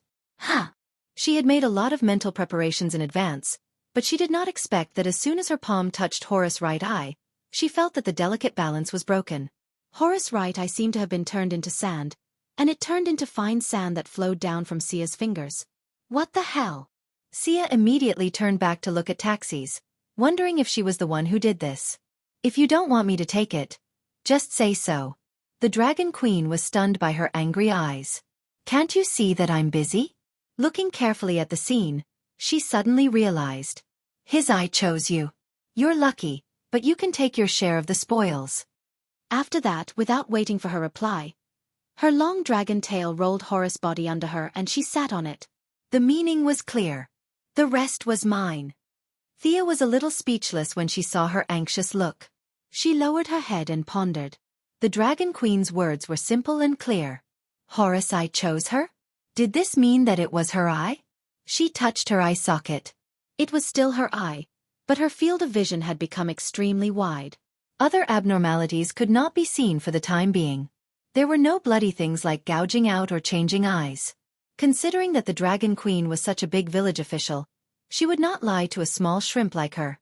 She probably was not lying when she said that her eye was on her. However, Thea originally intended to put it together with Horace's orb to see if it could form a set. Now that it had become her eye, she immediately gave up the original idea. Even if it could form a super artifact, she would not gouge out her eye. Perhaps it was because the Dragon Queen had fought side by side with her before, but the unapproachable aura around her had dissipated quite a bit. The 5 dragon heads scanned the battlefield from 360 degrees. Whenever they found the fragments that Horace had dropped during the previous battle, they would immediately fly over to pick them up and keep them in a small pocket. This should be a space bag, right? Thea looked at it enviously. This technology had long been lost in the main world. She really wanted one, but she knew that she did not have any bargaining chips now. She could only watch the Dragon Queen loot the battlefield. After a full 10 minutes, taxis finally scanned the entire battlefield from all angles. Unless there was a protagonist with extraordinary luck, there would not be anything left in this battlefield. She wrapped Horace's body on the ground with a piece of purple cloth, licked her lips, and waved at Thea excitedly. I've remembered your space-time coordinates. Call me next time. Carrying the big bag, she drew a light curtain on the ground and the entire dragon flew in happily. So urgent. Thea could not help but complain. Will this dragon eat Horace when she returns? In her mind, the cartoon version of the five-headed dragon sat upright with a scarf around its neck, knife and fork in its hand, and a braised eagle on the table in front of it. As for calling you next time, Thea chuckled. Who would dare to call you when the battlefield was so clean? Fortunately, she was basically a bystander in the later stage. She only contributed the last blow and got the best eye and the 4 drops of God's blood. When she pulled out the gun just now, the tip of the gun also had 2 drops, making a total of 6 drops. This was God's blood. Whether it was for personal use or as a gift, it was high-end and classy. Thea asked the unicorn. The blood was also useful to her, but it was not suitable for her to absorb too much. 3 drops were enough. Thea considered taking the remaining 3 drops back for Old Ma. Maybe he could also successfully awaken his bloodline? Thinking about Malcolm, who knew magic, seemed to be quite interesting. As for Moira, she would have to see the effect of the god's blood. If the human body became 30 years younger after absorbing it, she would not dare to give it to her mother directly. The eyes of the people in the United States were poisonous. There were so many evil scientists. If Moira, a public figure, had an earth-shattering change, she would be sliced up in minutes. Chapter 178. Malcolm, on the other hand, did not have such concerns. First of all, he lived in seclusion. Even if there were any abnormalities, with his intelligence and superb skills, there would not be many mad scientists who could slice him up. The 2 closest relatives were easy to deal with, but who should she give the remaining drop of blood to? Thinking of Tommy and Oliver, Thea was a little hesitant. She could only take 1 step at a time. Taking off her helmet, Thea heaved a sigh of relief. Finally, she had retreated from the deep integration. Suppressing the unicorn all the time was not a comfortable thing. This guy was too stubborn and stubborn. Indeed, being herself was the most comfortable. The Wave Rider finally flew back half an hour after the battle ended. They got off the ship and were a little dumbfounded by the wasteland in front of them. It was said that this place was from a big city in 2166, right? Now, forget about big cities. Even poor villages were more prosperous than this. Fortunately, some of the citizens who had been brainwashed by Thea came back intermittently. It was believed that they would rebuild their homes on this wasteland. Right? The Wave Rider was a spaceship, not a rescue ship. It could only leave some necessities for them to survive for a few days. The rest would have to wait for the government to rescue them. Thea now deeply understood why Superman was not popular. Too much destruction was a sin. The battlefield had been reduced to a barren land. Deep pits could be seen everywhere.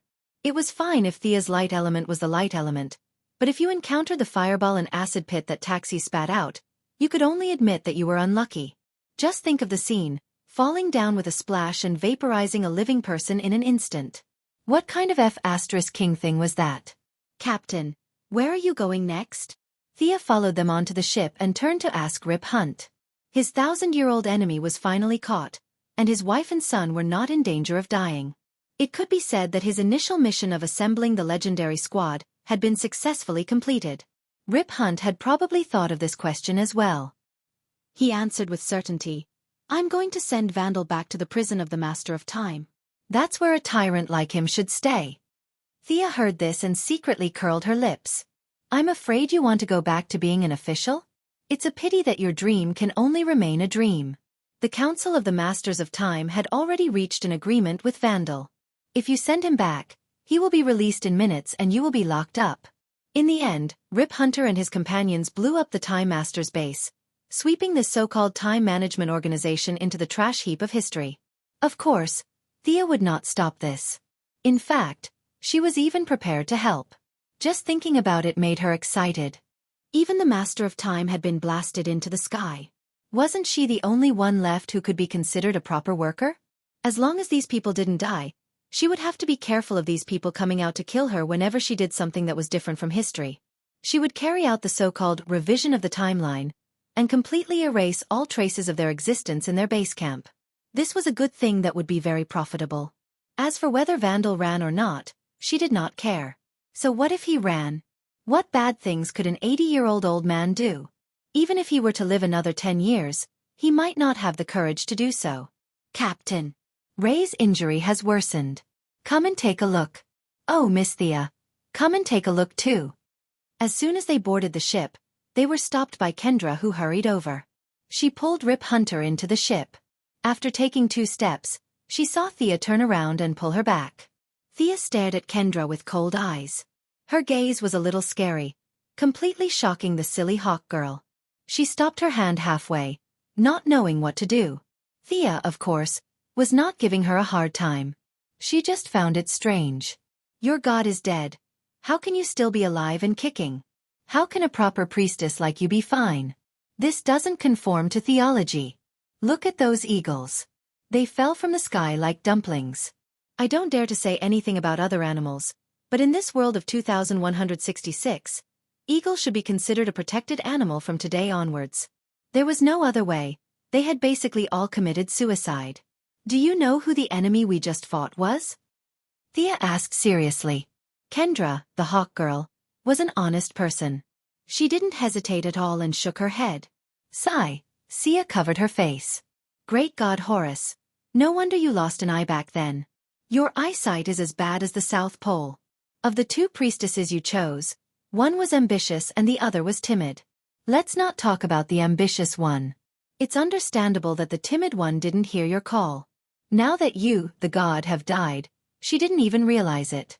This only shows that her faith was extremely undevout. After being reincarnated 206 times, there was nothing left of her.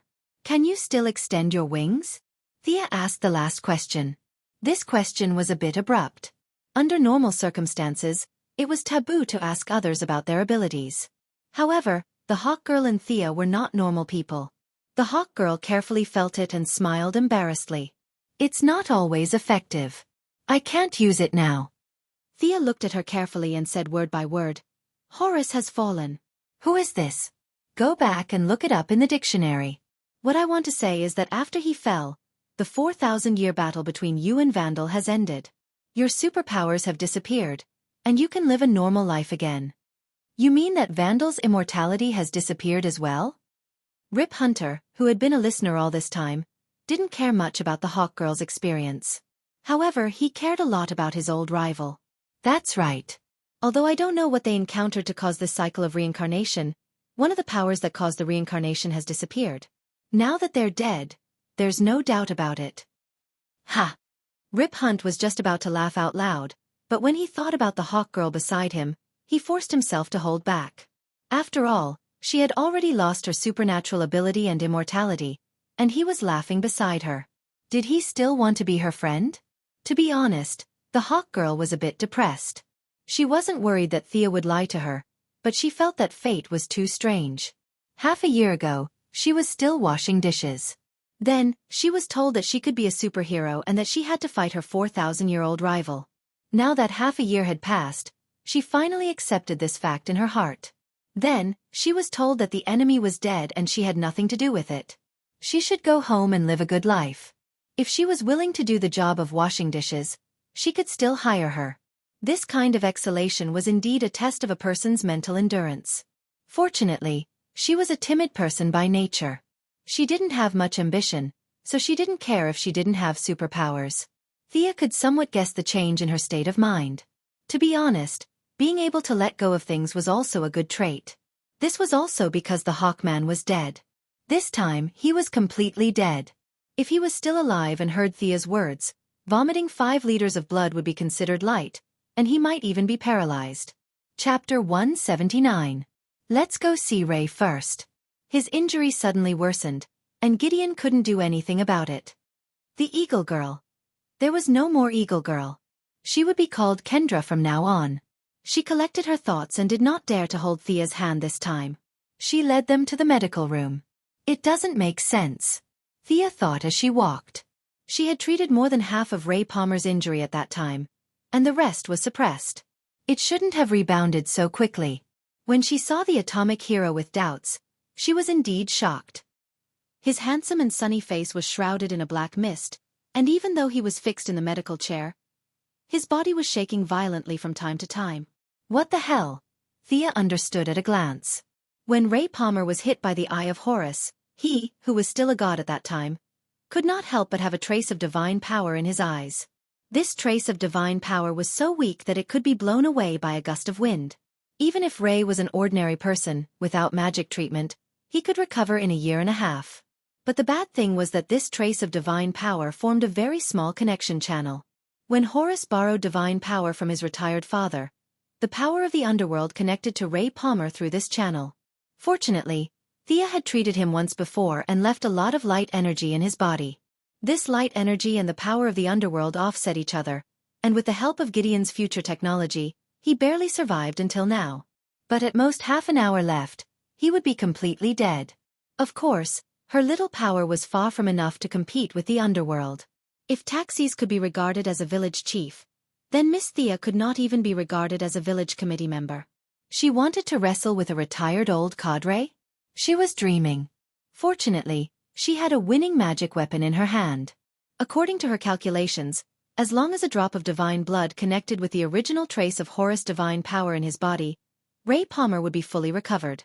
Because of the blessing, he would even have some mysterious talents. But it was definitely not her style to give it away for free. Although she had a good relationship with Ray, it was far from the point of giving him treasures. Even if they wanted to discuss the reward, how could they discuss it when he was unconscious? However, she couldn't just watch him die. It wasn't easy to be a hero of justice. Thea pondered for a while, and a simple plan emerged in her mind. He shouted anxiously, "Gideon, I need you to scan his body with your primary authority. His condition is not optimistic."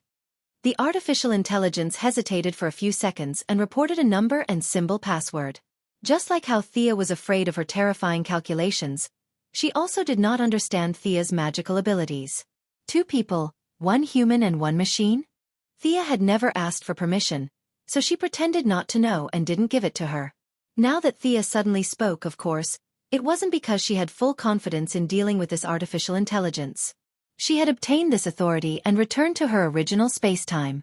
If she remembered correctly, Gideon's primary body had already been built by Reverse Lightning in Star City's cutting-edge technology laboratory.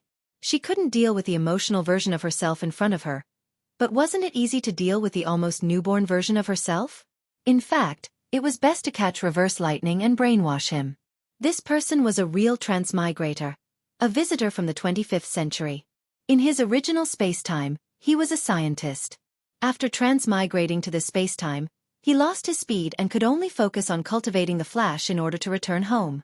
Shouldn't it be easy for Sia to deal with a scientist without superpowers? But these transmigrators made her very afraid. Their ability to travel through time at will was too terrifying. As long as Sia put her plan into action, it might only be a second for her. But for those who traveled through the river of time, this was history that had indeed happened to them. Time was a line for them, and there was no distinction between the past and the future. They could travel through it at will. As long as something happened, they could plan carefully, bring their equipment, and jump to the day before the point of time to stop and counterattack. What the F***ck was this? She didn't want to directly confront the transmigrators, so she had higher requirements for Thea. But fortunately, she didn't plan to directly move Gideon in her space-time. As long as she had permission, she could get a lot of source code. She could give it to Felicity and let her slowly write it. Now that she had obtained initial permission, she of course had to pretend. She took out all kinds of scanning equipment and scanned Ray Palmer 10 times. Whether it was useful or not, at least she looked like an old expert. The Atom Man originally had half an hour to live, but she wasted another 10 minutes. After the scan, he couldn't be treated immediately. Thea began to show off her acting skills again. She lowered her head and looked up. She walked in circles around his hospital bed and sent a golden light into his body from time to time. After observing his reaction, she shook her head and sighed. Her behavior scared Kendra. She was just an ordinary person now. Even if she was saved, it was hard to say if the Atom Man would still like her. She was now waiting for Sia's diagnosis report anxiously. During this time, the other people on the spaceship also came to the infirmary. The Atom Man was really popular. Even the villainous duo showed some concern for him. Sia looked around from the corner of her eyes. Since everyone was here, it was about time for us to start. It was convenient and fast to drink directly from the bottle. It took 3 seconds, and the person could run and jump in 10 seconds. But if it was obtained easily, it didn't show how precious it was. The reason why Buddha wanted Tang Sanzang to go all the way to get the scriptures was also because of the process. Thea naturally wouldn't be so unwise to make the scene bigger. If the Atom Man woke up in front of everyone, he would owe her a big favor. Although she didn't use the technology of the Atom suit, she could use it as a reference. She pointed a finger at his forehead and used her own light magic to suppress the dark power of the underworld. "Untie him, quick!" Thea ordered several onlookers anxiously. They hurriedly untied the Atom Man, who was tied up like a dead pig, and laid him flat on the ground according to Thea's instructions. Then, under Rip Hunt's gloomy expression, she began to draw formations. Seeing her drawing formations all over such a high-tech ship, the old captain almost indulged her. "I can't stop you, so just draw whatever you want." The effect of the magic circle this time must be real. Thea didn't want to leave any loopholes. Gideon's database was as vast as the sea, and his computing speed couldn't be measured by quantitative units. It was really hard to say whether she could solve the mystery of magic by relying on technological means. Thea prepared a regeneration spell. The name sounded like a common spell, but it was actually very effective. Even if the body was cut in half, as long as the person didn't die at that time, the body could slowly recover. At the same time, this magic circle could also be used by Captain Lang next time. Of course, the premise was that he could afford it. His freeze gun claimed to be able to freeze the Flash, and the temperature was close to absolute zero. This was very good and very valuable for research. Chapter 180. Under Rip Hunter's resentful eyes, Thea put Ray Palmer in the middle of the magic circle and began a new round of casting. The familiar action and the familiar bright light once again lit up the spaceship, full of technological feeling. Although it looked bright, it was actually not very useful. The dark magic was constantly destroying the body, and Thea's resurrection was desperately repairing it. In the end, the victim would be the unlucky one. Of course, Ray had already fainted, which was good news for him. After wasting another 5 minutes, Thea wiped the sweat from her forehead. Maintaining the output of magic was also a technical job. Her magic was still increasing, but her control was still poor. She was afraid that she would use too much power and kill the Atom Man. After all, he was a very funny guy, and it would be a pity if he died. Finally, it was the last step. Divine blood. With a pained expression, Sia took out a metal box from her backpack. It was tightly wrapped with 3 layers inside and 3 layers outside. It was airtight. Of course, she would not take it all out. Americans also knew that the rarer something was, the more valuable it was. She took out a dark blue bottle with a drop of golden blood in it. This was one of the first few drops. The blood that came out of the eye socket in the last shocking blow was much darker than this drop. She planned to keep it for her own use. This drop had less energy, which was just right for the Atom Man. Holding the bottle up to the window, Thea pretended to be melancholy. From time to time, she shook her head, nodded, gritted her teeth and frowned. She thought to herself that there should be a supporting actor in this group. She should not let herself maintain this expression for too long. Kendra still had a lot of feelings for the Atom Man. Watching Thea's performance, she thought that she was in a big trouble. She asked, "Miss Thea, what's that in your hand?" "Alas, I've exhausted all my means. Maybe I can only try with this." Thea's expression was full of helplessness and reluctance, but there was also a trace of determination. "What's this?" Because of the fusion, the chubby old man was very sensitive to high-energy reactions. He had already noticed that the thing in Thea's hand had amazing energy. God's blood. Thea didn't explain further, because there was no need to. It was better to let their imaginations run wild. Hiss. Several of them let out an unintelligible sound at the same time. When they arrived at the scene, the Dragon Queen had already taken away all the spoils of war. Not even a strand of hair was left behind. In their minds, it was Thea's cosmic explosion that drove the god away. After that, the god went back to wherever he came from. They never thought that he could leave behind something as high-end as blood. We should take it. The first thing that came to Fat Old Man's mind was to take it for testing, mixing it with water, diluting it, and making a few tons of it.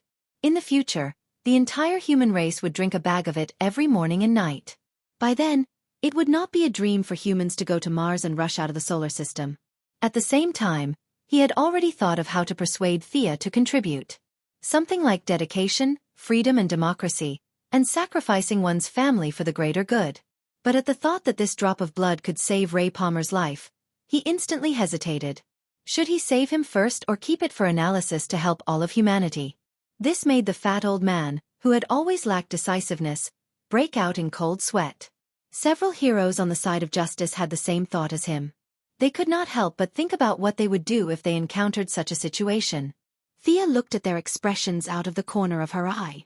It was about time. If she waited any longer, Atom Hero would be dead. Gathering a small amount of magic on her little finger, she gently made a cut on his artery and stuck the blood on the wound. The drop of blood seemed to be attracted by something, and entered his body along the artery. For people on the side of magic, this kind of blood absorption required a lot of preparatory work before it could be fully effective. But now there was not enough time. Atom Hero was a proper representative of science and technology. He would not believe you if you told him about the 4 elements.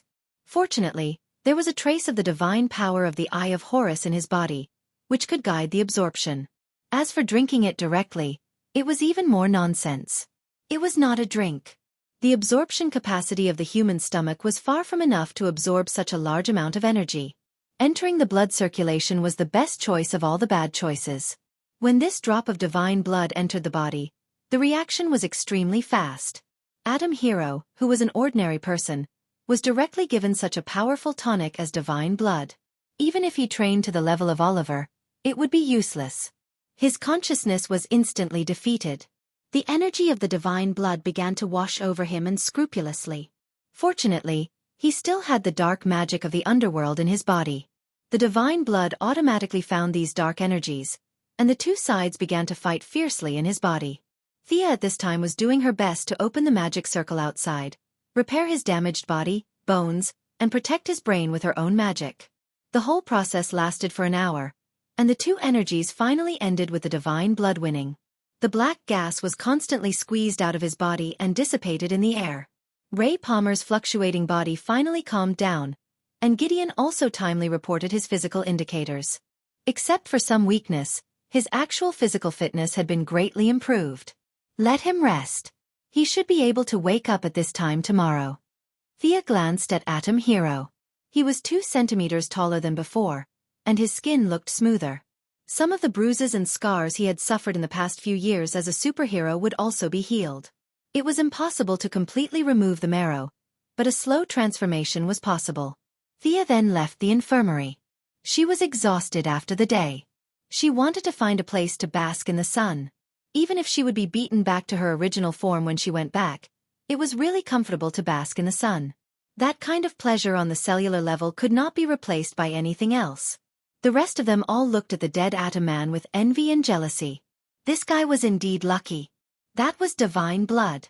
Maybe Atom Hero would awaken his superpower in a few days, and beat Superman and Batman. They sighed and left one after another. When Captain Lang left, he glanced at Atom Hero lying there and silently made a decision in his heart. Sia didn't care about their strange looks anymore. She found a reclining chair on the spaceship and slept outside for a day and a night. She enjoyed the sunlight during the day and the moonlight during the night. Nothing was delayed. The people on the Wave Rider did not understand what kind of training method she was using, so they could only keep a limited amount of attention. Thea was not the kind of person who slept all day. Occasionally, she would enter the blood space to communicate with the unicorn. To be honest, her light spells were terrible, and her foundation was a mess. The unicorn was also a creature of the warrior class, and her understanding of magic was also in a state of half-baked.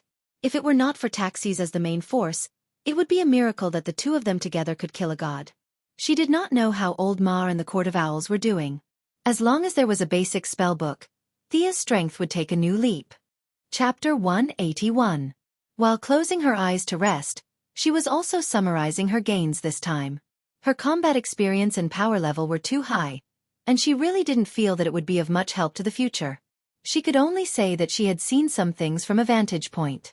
As for how deep her understanding was, it was really overestimating her. After all, she herself was rapidly improving, and her foundation was not stable. Those profound energy applications were still far away from her. The acquisition of the divine blood was a small gain. Through the personal experiment of the Atom Man, she realized that this thing really couldn't be absorbed casually. Not to mention giving it to Malcolm and Moira, she needed to consider carefully if she wanted to absorb it herself. The Atom Man was really a lucky general. Although his luck was not the best, he was still somewhat of a cockroach. The transformation process of the divine blood was far more violent than Thea expected. Fortunately, the dark magic of the underworld and the divine blood had a violent confrontation, which to a certain extent mitigated the violent outbreak of the divine blood. In the end, it was calm. Although the power of the divine blood was weakened by 70 to 80%, the Atom Man's life was saved, and his body was strengthened a lot. This was the result of the combination of his cockroach life and good luck. Thea could replicate this process, but the energy consumption was too great. It was a bit of a waste of God's gift. Everything needed to be planned in the long run. The last remaining gain was the Eye of Horus. This eye was different from a certain manga where it could be used after being removed. It was not a physical addition, but more like an enhancement of the original organ function. Thea once covered one eye and looked into the distance, and the result was gratifying. This Eye of God was indeed amazing. Thea's eyes were strengthened, and she avoided the tragic future of Kakashi, who had to wear an eye mask and pretend to be half-disabled. Originally, she could see objects within 100 meters, but now, she flew into the air and looked carefully until the blood vessels on her forehead burst, but she still couldn't see the limit of her vision. The effect of looking at the starry sky at night was even more amazing. The magic in her body was running wildly, and she was so scared that she quickly closed her eyes because she could already clearly see the craters on the surface of the moon. She believed that she could see them further away, but the consumption of magic was too great. The main purpose of Horus's eyes was to distinguish right from wrong, good from evil, but Thea's eyes did not have these functions at all. Instead, they gave her the ability to identify magic lines. In the past, she used to draw magic circles by feeling, but now it was very clear and easy to see. As for whether there were any deeper functions, she felt that there was definitely one, but she had yet to discover it. Why would different individuals have different abilities? The only explanation was that the divine power was adjusted according to the individual's will. Now that he was able to see all the hidden lines of mana, the ability to see through everything could be considered a bonus. Damn, Thea was very happy to receive this ability. But while she was happy, she kept feeling that she was unknowingly on the path of Superman-Supergirl. Previously, it was already shocking that she could absorb sunlight. Now, she even had X-ray vision. If Batman knew about this, her reputation would drop again, and she wouldn't be able to explain it. As a top scientific figure, Batman would have to believe you even if you tried to explain to him about slaying gods and demons. Thea already felt that the day when she would leave Batman and automatically join Superman's camp was getting closer and closer. Fortunately, she was a woman, so no matter how unhappy he was, he would not overreact. It was just that it was inevitable that she would get into his little black book.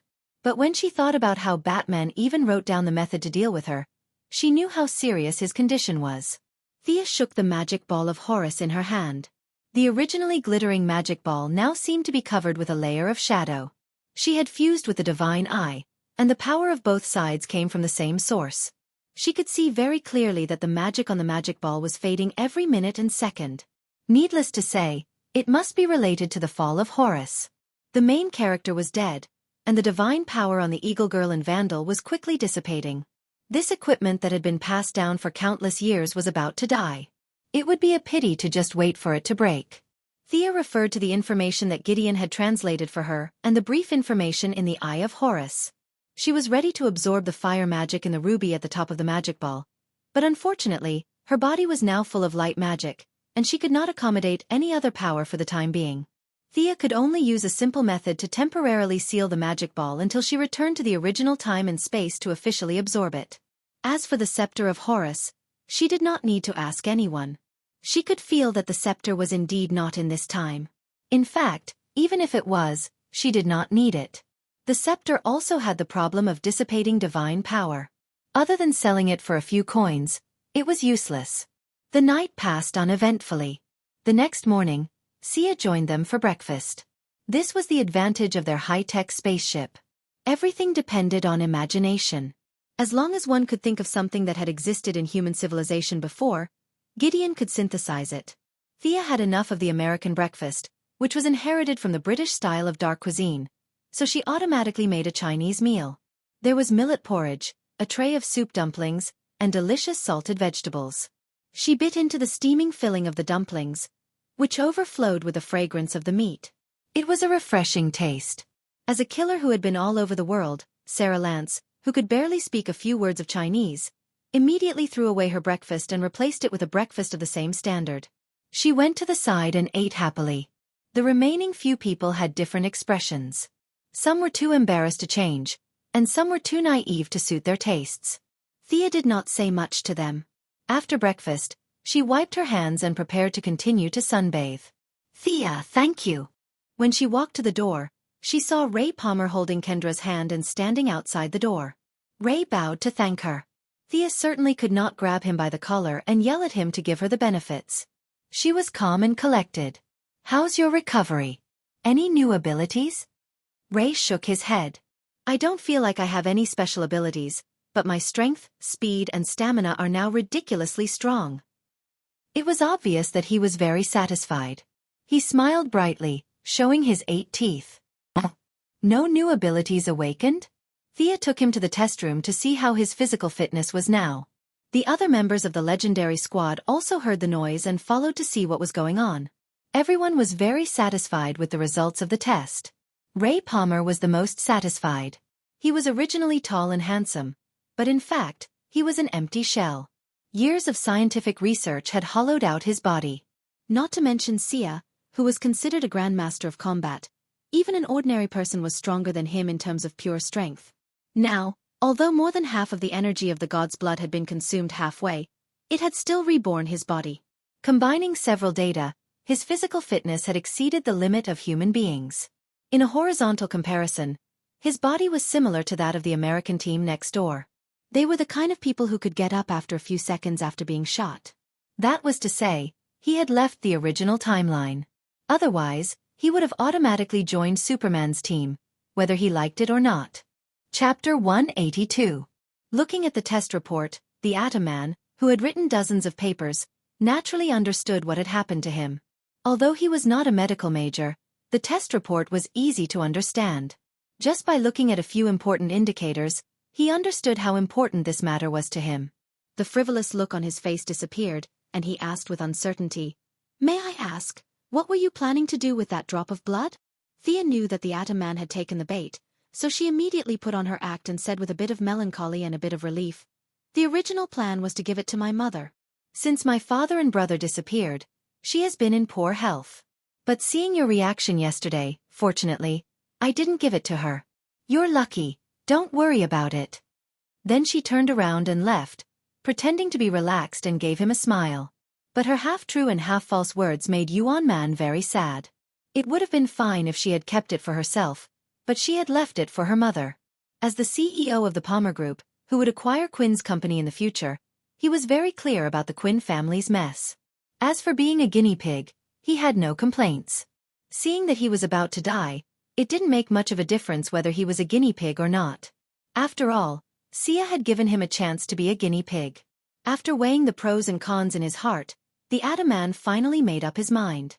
He quickly caught up with Thea, took out a USB flash drive from his pocket and handed it to her. "These are some schematics of my armor design. I'll give them to you as compensation." After saying that, the handsome man ran away without looking back. Sia looked at his back with a solemn expression, but in fact, she was overjoyed in her heart. An artificial intelligence and an atom suit, these were arguably the two most valuable pieces of equipment on this ship. Even Inverse Lightning, who came from the 25th century, was full of praise for the atom suit. Although his words were somewhat flattering, it was still a great invention. Thea put it in her bag. When she returned to Star City, she could start the preliminary preparations for the Iron Man suit. After all, the original space-time was different from 2166. There were many heroes and villains who could fight. He could not be as high profile as he was at this time. He was not going to join the Dark Justice League. He still needed a superhero identity that could be seen in the light. The Iron Man could fight and fly. His image was good, and he would not arouse the hostility of the citizens. He was the most suitable choice. Before she could think further, another human-shaped gift bag came to her. Captain Lang Han is a straightforward person. He doesn't need Thea's performance. He hands her a USB flash disk and says that this is the blueprint of his freeze gun. He doesn't have the blueprint, but this is the blueprint of the real thing. Thea was not surprised.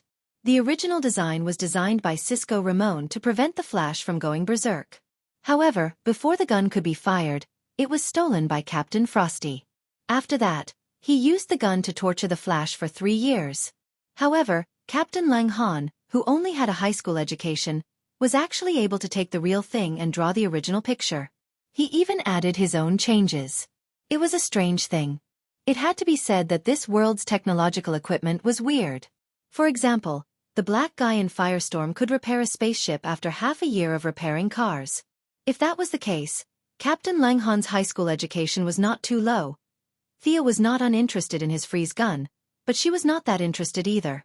She had studied Mr. Freeze's freeze gun in Gotham, so the two should have some similarities. However, she had to put in some effort to get the item. She dragged Captain Lang, Heatwave, and Sarah Lance, who volunteered to follow her to the magic circle yesterday. She told him to go in. In order to show that it was worth the money, Thea put in her best performance for another 20 minutes. Sizing up Captain Frigid, who was about to be cooked, Zhang Heng felt that the effect was not bad. He deliberately used the Eye of Horus to scan his genetic chain. His genes did not undergo a huge mutation, but there were some new appendages on the normal genetic chain. These should be the special genes that provided his abilities. How is it? You should be able to feel it yourself. Captain Lang Han was different from Firestorm. He was created by the combination of 2 people. Usually, the 2 of them did not have any superpowers, so there was no reference value. The person in front of her could be considered the first superpower user that Thea met. She could not help but ask a few more questions out of curiosity. Captain Lang Han pondered and said, "There seems to be a change, but I don't know the details." After saying that, he stretched out his left hand and made a gesture of releasing an icicle. Unfortunately, nothing happened. He could not help but feel a little embarrassed. Thea crossed her arms and thought for a while. Maybe it's because the genes have just fused. You need to rest more and eat more to replenish your energy. After saying that, she looked at Sarah. For the next 2 days, don't do that kind of exercise to avoid unnecessary trouble. Bear with it for a week. After saying that, she did not look at their ugly faces and went to bask in the sun. The Wave Rider stopped for a week in the year 2166. Rip Hunt had arranged for his wife and son, fully expecting that the Time Council would send someone to find him. But in the end, everything was calm and there was no movement at all. This made him a little puzzled. In the past, the people of the council were like hunting dogs, chasing him until they never stopped for more than 3 days at the same time. What happened recently? Since he could not figure it out, he might as well take the initiative to attack. The few people on the Wave Rider happily boarded the ship. They thought that this was their last trip, but in fact, there were many stories to be told. If there was anyone who was the happiest recently, it would be the old Captain Rip Hunt who got his revenge. His wife and son were safe, and he was ready to return to his official position. The second happiest person after him was Dr. Ray Palmer. The sunny and cheerful Atom Man was now radiant with a second spring. His physical fitness had greatly improved, and after a short time with Knight Gawain, his dream of becoming a knight was ignited again. His first step was magical modification, abruptly changing the original high-tech atomic suit into a medieval armor. This made the fat old man, who was also a top authority in science and technology, lament. He did not know if it was for the purpose of experiencing life, but he wandered around wearing that armor every day. Anyone who saw him would not think that this person was a doctor from the 21st century. He also coaxed Gideon to get a piece of alloy steel from the spaceship and made a very flashy-looking two-handed sword. One day, Thea reminded him that his face was too smooth, and Captain Lang assisted by the side, saying that he looked like a eunuch in armor. The former Atom Man, now the Atom Knight, began to grow his beard again. In just a week, he had already begun to show results. Here it had to be said that his mentality had changed the most. The armor could only bring protection, but it was the heart that was strong. That short period of cooperation with Knight Gawain allowed him to finally break through the defenses in his heart. He was able to bravely face himself. There was no need to shrink or escape. Giving Thea the information on the Atom suit was perhaps a way for him to say goodbye to yesterday. As for the title of Atom Knight, it was a self-mockery, and everyone tacitly agreed to it. Chapter 183. After setting the coordinates, the Wave Rider carried the excited group back to the Time Master Council's main base outside of the timeline, a place they called the Vanishing Point. Rip Hunt was full of anticipation as he dragged Vandal to meet his former employer, the Time Master Council. Before he left, he injected Vandal with some sort of medicine that would make him look younger. After all, Vandal now looked like an 80-year-old man. Capturing such an old man wasn't anything to brag about. Making him look younger would also show off his achievements as Captain Rip. Thea was secretly amused. It was hard to estimate how many misjudgments Rip's smart aleck actions would cause. The Time Master Council hid outside of the timeline and gave out orders every day. From the name, it seemed to be a high-class organization, but in fact, this organization was just bragging when they claimed to be the Time Master. There were quite a few people in the organization, and there were several hundred people with the title Time Master in front of their names.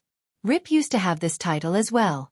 They usually didn't leave the front lines and just sat in a circular hall with a staircase. There were several hundred people sitting on the 3 floors inside and outside, and they usually had nothing to do but brag. There were several time ships under the Time Master Council.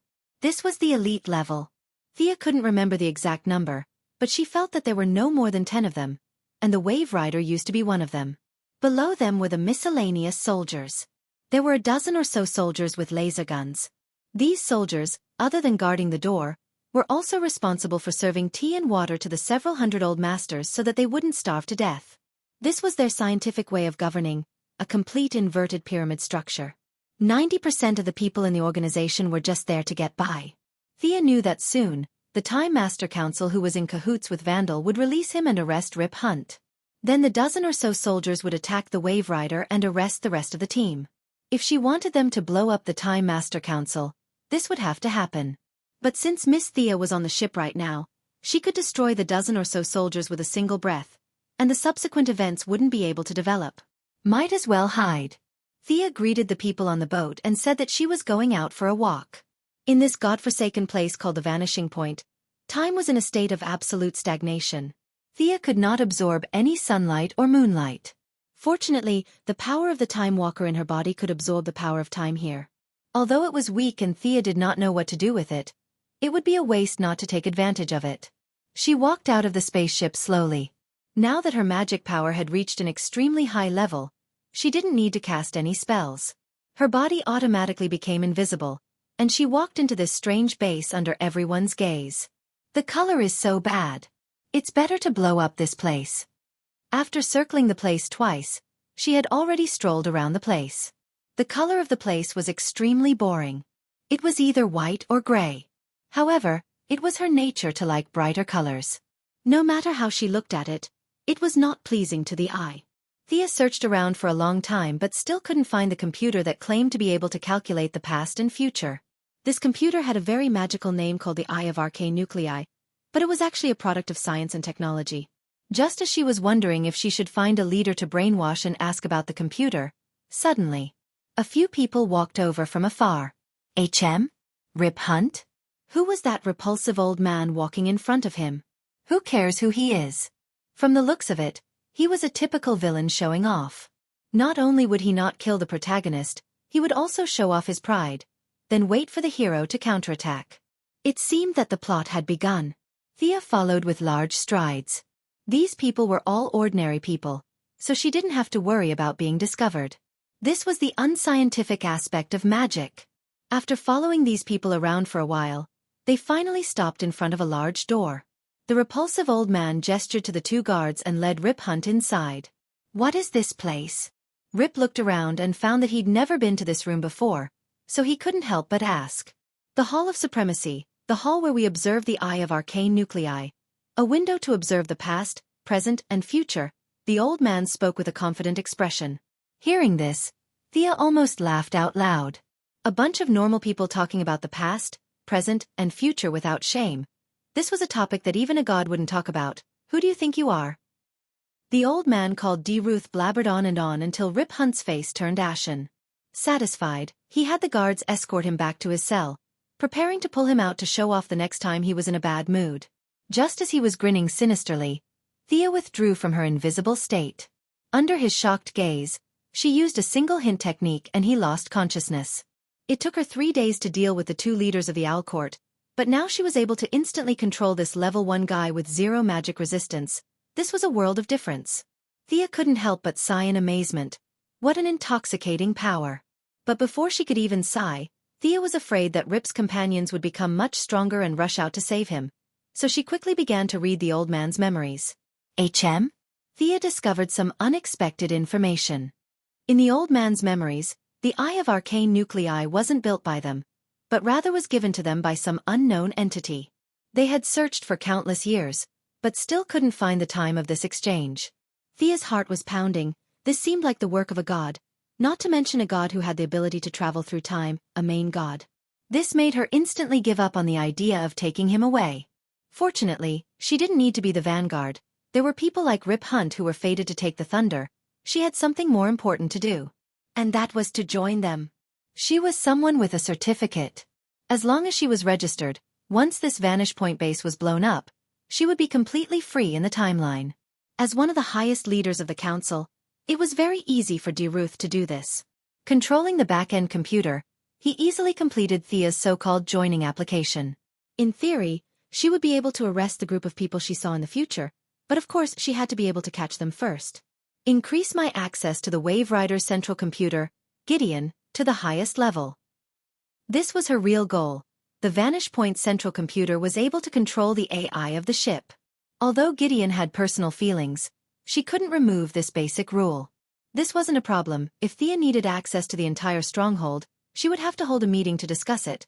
But now it was just a small ship's central computer, so D. Ruth could do it himself. Master, it's done, the old man said flatteringly. Chapter 184. Thea tried to enter the system and observed for a bit. Sure enough, she was already ranked 3rd in terms of authority. The only ones above her were the Council and Rip Hunt's authority. In fact, Gideon most likely had a hidden highest authority, but she didn't need to completely control her. As long as she had the authority, it was enough to control the mindless AI in her own timeline. She quickly entered Gideon's historical records and began to search. 2100, 2050, 2008. Here it is. She finally found her initial login password in 2005. This should be the original password set by Reverse Lightning. As long as she had this, she would be halfway to obtaining the AI that she needed the most. Very good, Thea praised. Bring me your laser gun. Thea had always regretted that the Time Wanderer had destroyed her skateboard and blown her gun to smithereens. Now she had to get back at him. The laser gun was quickly obtained. The bad old man always carried one with him. Thea waved her hand. You're no longer of any use. Tell this lackey to do whatever he wants. She looked at the gun again and again. The firing mechanism was no different from a traditional gun, but the energy block was something she had never seen before. It was blue, had no radiation, and didn't show any absorption reaction. It shouldn't be in the category of natural light. She put it in her bag and prepared to study it when she had time. As for the Eye of Arcane Nuclei, it was actually a computer that used supernovas as its energy source. She had only observed it from a distance and had no clue. The knowledge contained in it was far beyond her comprehension.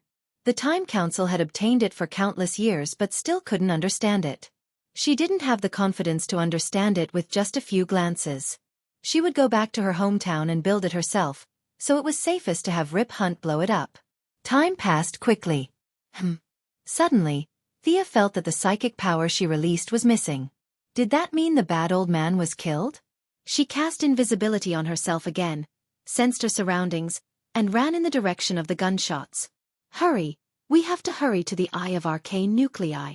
Rip Hunt's expression was currently extremely ugly. He didn't think that all of this had been planned by the board of directors. Now, he only wanted revenge and wanted to blow this damned place up into the sky. The legendary team also followed. Among them, the Atom Man and Captain Frosty were particularly conspicuous. Both of them had been strengthened by Thea. One was equivalent to a weakened version of Iron Man's team, and the other was somewhat similar to Bobby the Iceman. Under their powerful offensive and fierce bombardment, they rushed into the underground engine room of the Eye of Arcane Core. The strengthening effect is not bad. Thea followed silently. She was originally afraid that the legendary party would change the storyline after being strengthened by her. Now, it turned out that they were back to their old ways. "It will take me a few minutes to figure out how this thing makes him self-destruct," Adam Man observed and said confidently. "Hurry up, we'll buy you some time." Rip took a few people to block the door. Outside the door, soldiers with laser weapons had already rushed in. Thea saw this scene and found it hard to imagine. This thing looked like it had all kinds of sensors and all kinds of wire signal sources. This design was countless years ahead of the development of our technology. You can really figure it out in a few minutes? There should be a limit to your genius, right? But what made her speechless was that Adam Man really found the key point after fiddling with it for a long time. "You guys hold on a little longer. I have found the polarity matrix. As long as it is reversed, this place will explode in 2 minutes." "How powerful is the explosion?" Heat Wave from the giant head asked. Atom Man pondered for a few seconds. "On a scale of 1 to 10, it is 10 to the 100th power. Thea saw this scene and wanted to laugh. Heat Wave was still trying to figure out what 10 to the 100th power was. Although the legendary team tried their best to stop them, the army of the council, which was actually a dozen guards, still came in with laser weapons. Only then did Thea realize that these soldiers were surprisingly strong, on the same level as the Time Walker she dealt with before. This was interesting. The leaders at the top were all weak, but the soldiers at the bottom were all invulnerable. It was a miracle that no one rebelled in this way. Adam Man exclaimed, which attracted the attention of several people at the same time. "What happened?" Rip asked as he fired at the soldiers. "There seems to be an anti-tampering device here. I have to press it, or it will explode immediately." Ray Palmer sounded a little frustrated, but he still tried to press the switch. "You guys go." As the heroes of justice, how could the remaining few people allow him to sacrifice himself in front of them? This scene was even more lively than the original plot.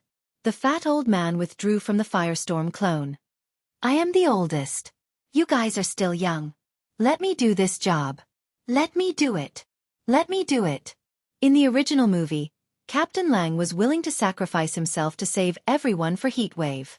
However, with so many heroes at the scene, it was not his turn to be the villain who robbed the ATM.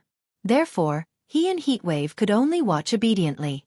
Rip Hunter, the neutral guy who pretended to be a righteous person, also shouted a few times, but he did not intend to sacrifice himself. He had saved his wife and son, and you want him to die?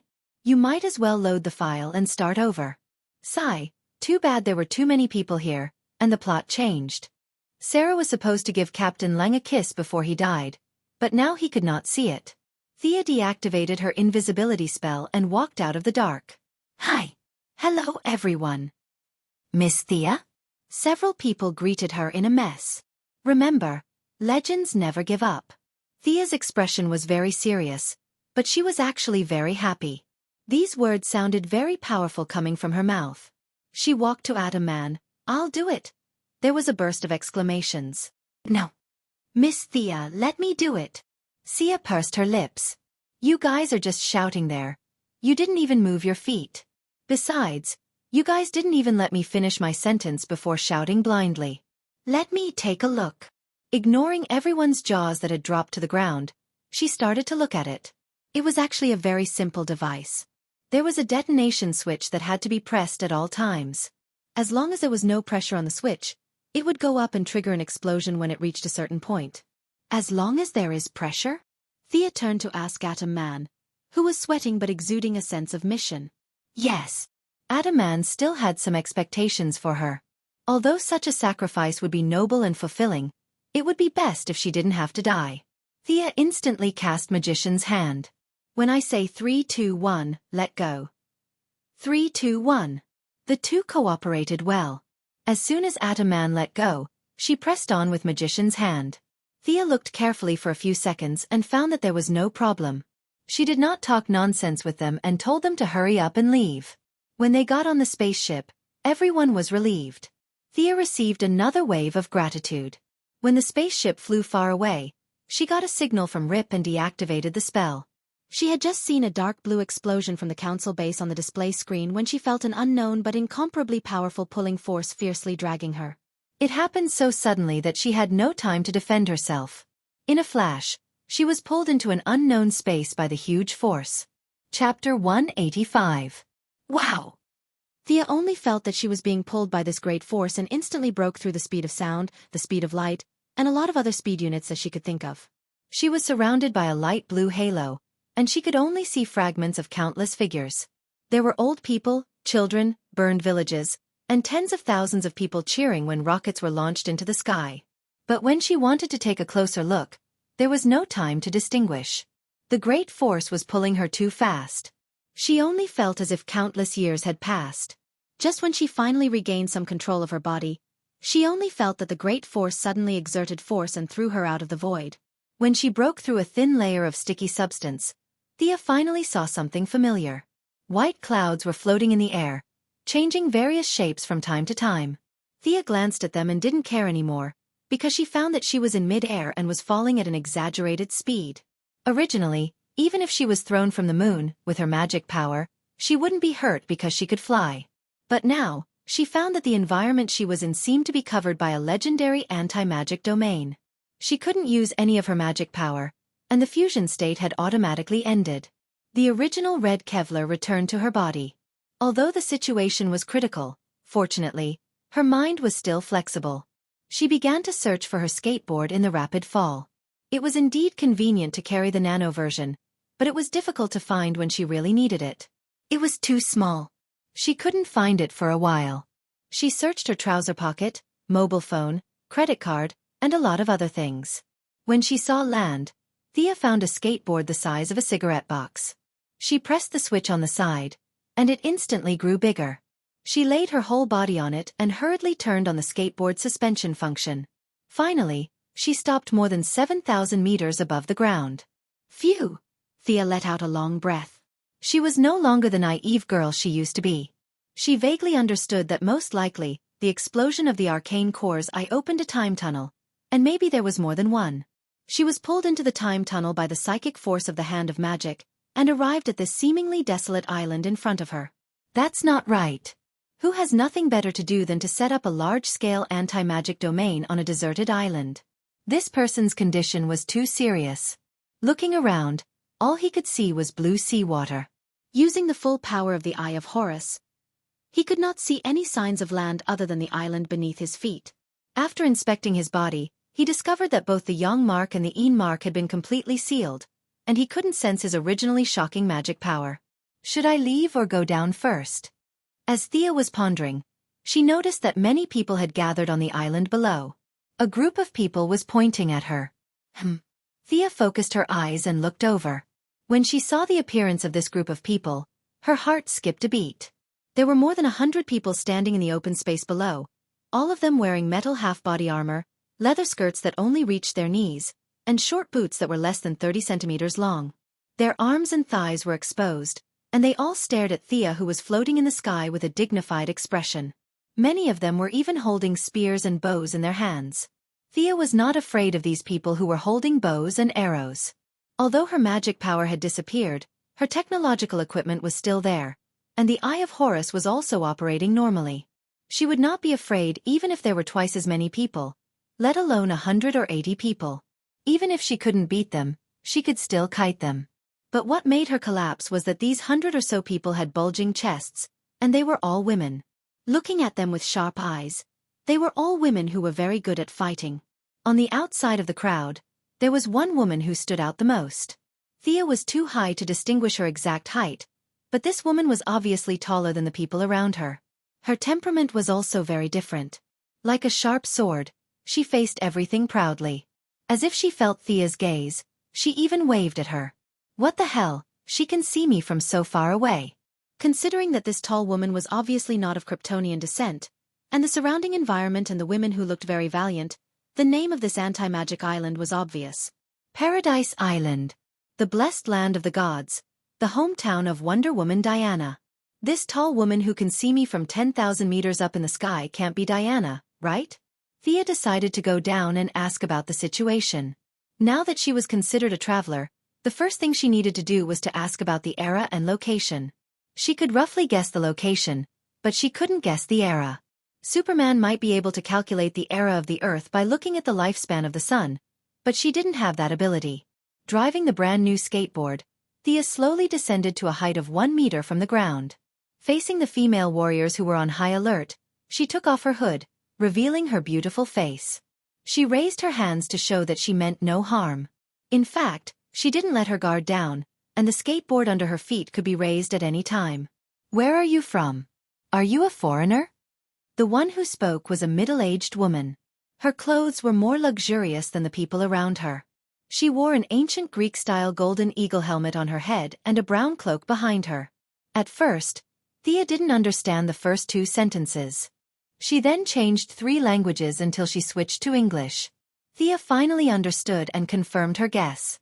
Otherwise, which old woman on a deserted island could speak 4 or 5 different languages? Thea was experienced in dealing with this kind of middle-aged woman.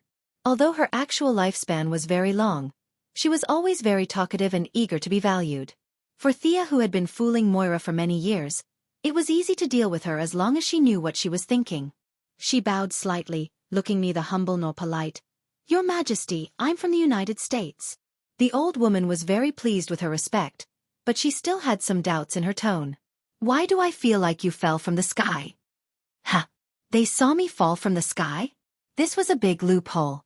Fortunately, Thea didn't panic in the face of danger.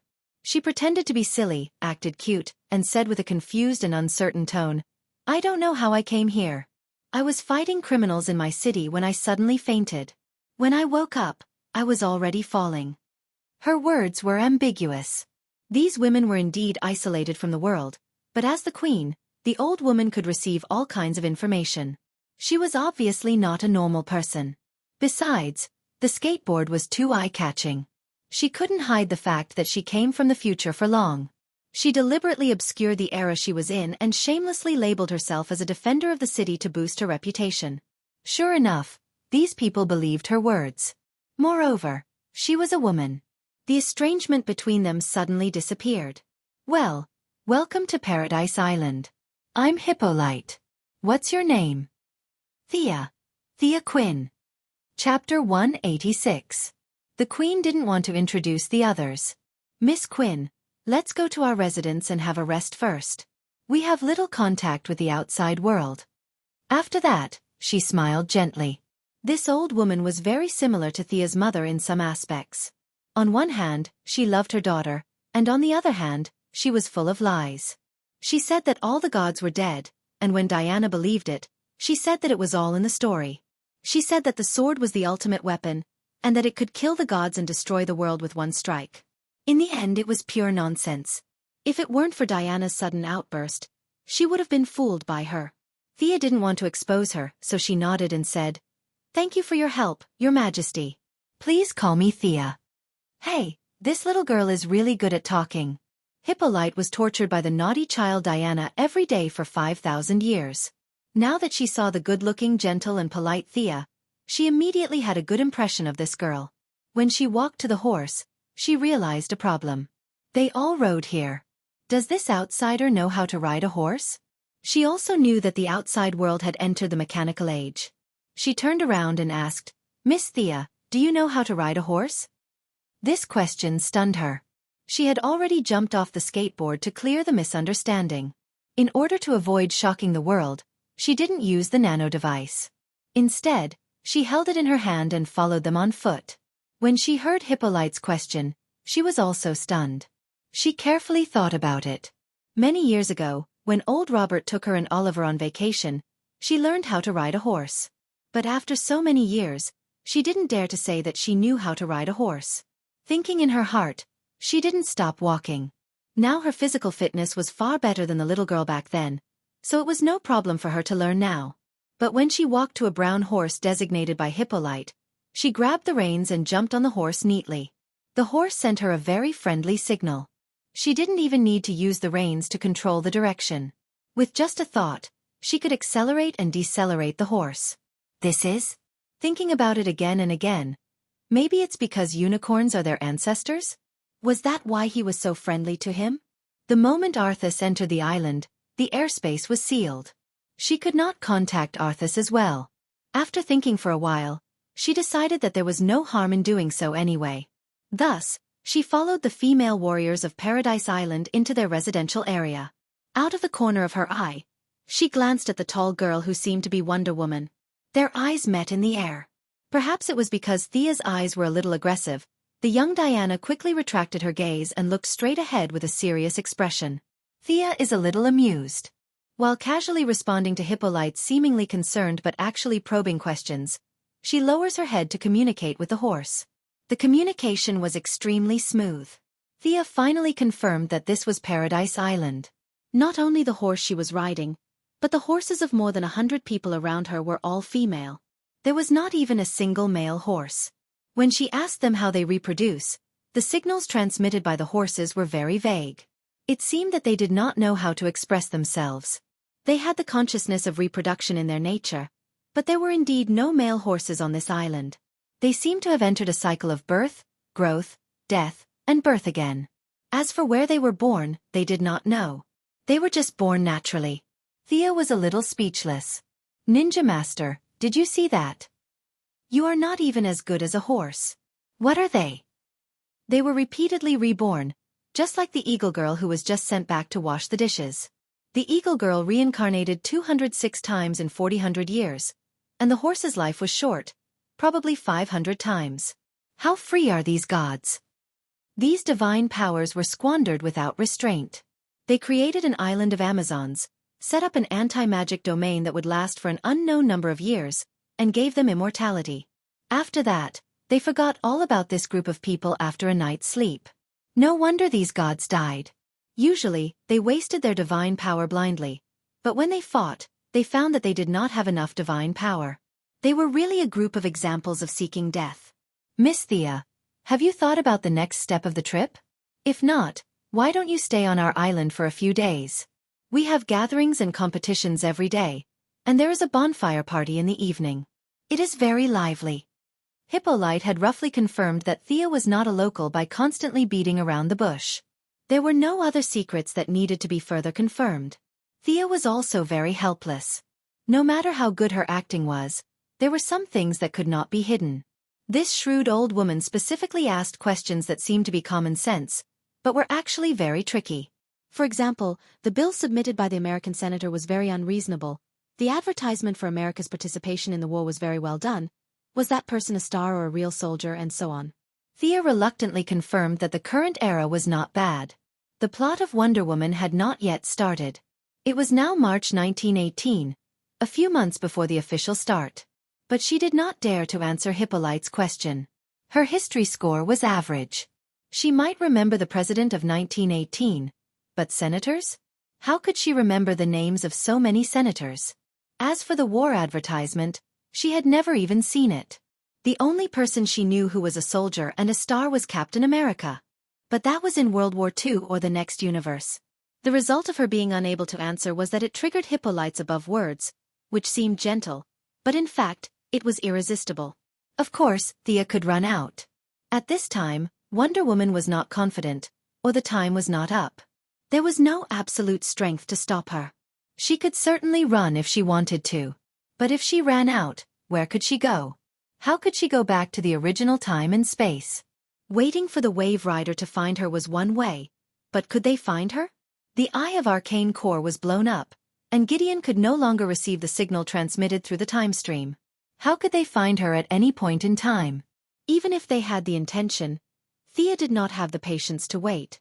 If she stayed on Paradise Island, the land blessed by the gods, she might be able to find a way back. If she did not leave, what awaited her was definitely the truth lasso. This artifact could make anyone speak the truth, and it had never failed. She had a lot of secrets, and she could not let them know. No matter how hard she thought about it, she still couldn't make up her mind. Just when she finally made up her mind and was about to get on the skateboard and slip away, a huge beam of light shot up into the sky from a building not far away. The light was different from the fierce and direct sunlight. Instead, it had a hint of tranquility and serenity. This is... Before Thea could understand what was going on, Hippolyte's expression changed drastically. She did not care about her, nor did she bring her entourage with her. She whipped her horse and galloped towards the beam of light. Chapter 187. A group of female warriors exclaimed, "Is that the direction of the temple? Are the gods going to descend again? Don't be ridiculous. It's most likely an oracle." The female warriors, who were still aggressive just a moment ago, changed as soon as Hippolyte left. A group of women began to discuss all kinds of things. The most imaginative one even said that the gods had nothing better to do and wanted to send another naughty child to the queen. Thea ignored the female warriors who had turned into ducks in a second and rode her horse to the naughty child Diana's side. She stretched out her hand and said, "Thea Quinn." The tall girl was a little stunned. She seemed to be wondering why Thea was talking to her. Fortunately, she reacted quickly and held Thea's hand. "Diana, I don't have a surname." Ha, it was indeed her, the only female among the elders of the Justice League. She finally met her in person today. Speaking of which, this was the third time that Thea had met the leader of the Justice League. However, compared to the confused Superman and the devastated Batman, the current Diana seemed very young and inexperienced. Her tone was full of uncertainty. She was still far from the heroine who would take charge of the Justice League in the future. "Do you know what's going on over there?" Thea asked. It was not strange for her to ask now. There were more than 100 people around them discussing. One more person would not make a difference. There was no need to avoid it. The honest Diana did not know that she had nothing to say. She thought seriously for a few seconds before shaking her head and said, "I don't know." But looking at Mother's expression, it should be something urgent. Thea felt more and more unkind now. The people she dealt with every day were gods or demigods like Horus and Diana. It was too challenging her personality. She cleared her throat and said, "Over there is your temple. Which gods do you serve?" This time, Diana answered very decisively. She started to talk about Zeus and gestured as she spoke. When she talked about the great achievements of a certain god, the worship on her face from the bottom of her heart made Thea feel a little stunned. So beautiful! The sun shone on the side of her face. Her eyelashes were extremely long, and her facial features revealed a kind of classical Greek beauty. The lines of her face were different from the gentleness of later generations. Instead, they were somewhat tough, but not disgusting. On the contrary, this kind of strong facial contour reflected her firm character. At this time, she still had long braids. She didn't have the big waves that she would later have, but the freshness of her hair was still intoxicating. Her gaze was like the ocean, calm and deep, as if there was a story behind it. However, if you angered her, you would have to face raging waves. This woman was simply perfect. Thea had seen her fair share of beauties. Be it Madame Shiva's aloofness, Catwoman's elegance, or even Felicity's quick-wittedness, all of them paled in comparison. Her looks were a notch above the rest, but that wasn't the main point. Instead, it was the never-ending fighting spirit and uncompromising conviction in her body that elevated her temperament to an almost extreme level. This was the most promising aspect of her as a heroine. At that time Hercules said, "What are you looking at?" Diana was still talking about the story made up by her mother. When she saw Thea staring at her with bright eyes, she couldn't help but stop. Thea knew that she was a little too focused. She was a real demigod, and her gaze was too long. It surprised her, so she quickly changed the topic. "I'm looking at your eyes. Your eyes can see very far, right?" Diana was a little speechless. She was not stupid. She knew that she shouldn't reveal her secret to Thea, who she had just met. However, she was not as straightforward as Thea, who could make up lies like drinking water. While she was thinking about how to explain, Hippolyte came back on horseback, panting. She was a little confused when she saw the two of them together, but she still said to Diana, "I'll interrupt you for a moment, my dear." Then she turned to Thea and said, "Can you talk with me?" Thea certainly couldn't say no. She obediently followed Hippolyte to a corner. At the same time she thought to herself, why did this old woman call me? Is she going to do something dirty? She doesn't look like it. Although her body has been trained for a long time, she is far from Diana's oppressive aura. If they really fought, Thea would win. "Are you from another world?" Hippolyte didn't give her too much time to think and asked suddenly. Thea's face changed instantly. She found out so quickly? It was not wrong for her to say that she was from another world, but the word world was too vague. Time, space, and even higher latitudes could be called another world. How much did she know? The dramatic change in Thea's face couldn't be hidden from the queen who had been working in human affairs for 5,000 years. Hippolyte was very satisfied with the result of her test.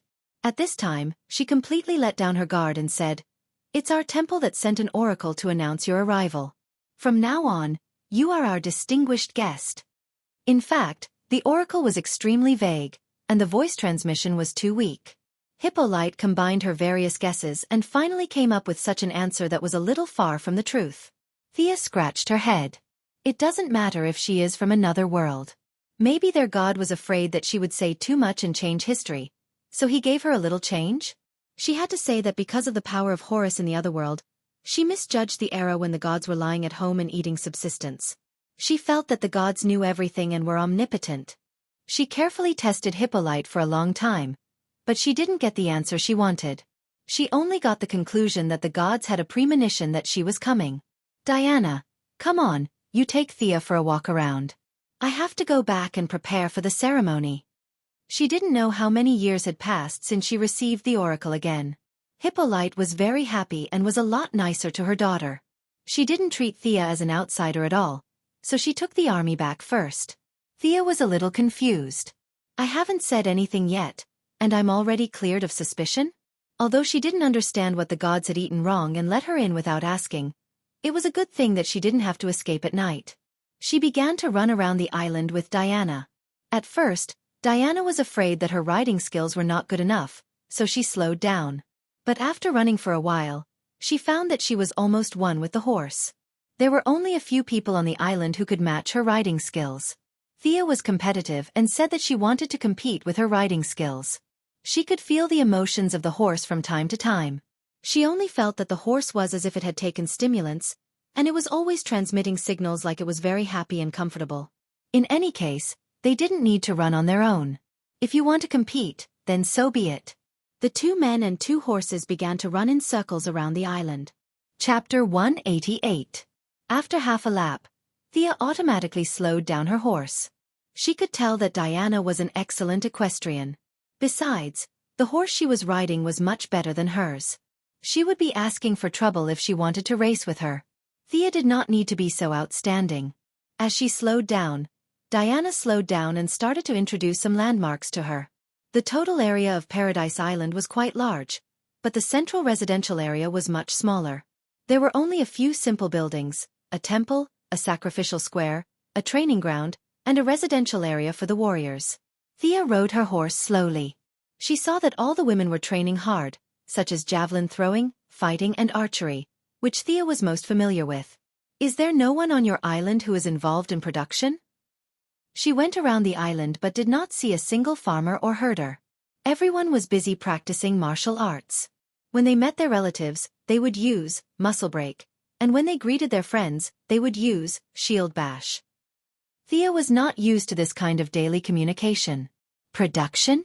Are you talking about animal husbandry? I've read a paper written by Dr. Michel in 1915 about animal husbandry and professional feed." Thea crossed her arms and listened to Diana's long speech about how to raise chickens, ducks and geese, and how to plan the site systematically and scientifically. She was speechless when she heard that. It was obvious that this girl had been stifled for a long time. She clearly had the potential to be a scholar, but she was reincarnated into a place where people used their fists more than their brains. It was not appropriate to interrupt her directly, so she had to listen patiently. Diana talked a lot, from climate to soil and water to environmental factors. Finally, she concluded, "The food on our island is provided by God, so we don't have to waste our energy." Well, Thea's face twitched. To put it nicely, this girl was simple-minded. To put it bluntly, she was simple-minded. She looked curvy, but her mental age was still too young. No wonder she was charmed by Steve Trevor. Yes, a beautiful girl was charmed by a man because she had never seen a man before.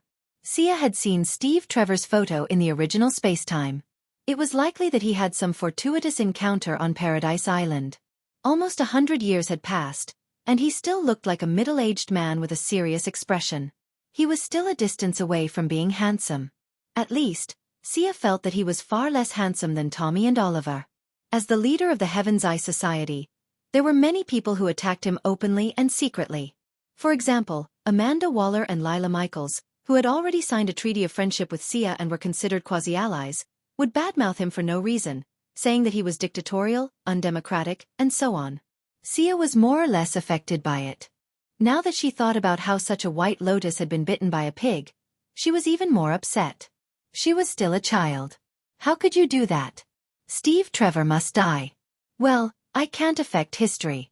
When the time comes, I'll just hide with Diana as far away as possible. Even if I meet him, Thea will do her best to break them up. Diana didn't know that Thea was thinking about her marriage. Looking at her solemn face, she thought that she was thinking about what she said about animal husbandry. For the first time in her life, she felt the joy of being valued. She happily pulled Thea and continued to walk around.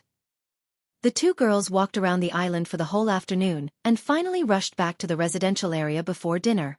For people who were used to modern sound and light effects, this almost primitive style of sacrificial ceremony was indeed a little different. All the residents of the island participated in this bonfire party to prove that the gods were still paying attention to them. Looking at them singing ancient battle songs and waving their limbs enthusiastically, Thea was a little sad. They probably knew that the gods had fallen, but they still had a little bit of hope in their hearts. Now that they had received the exact news, they could no longer suppress the excitement in their hearts.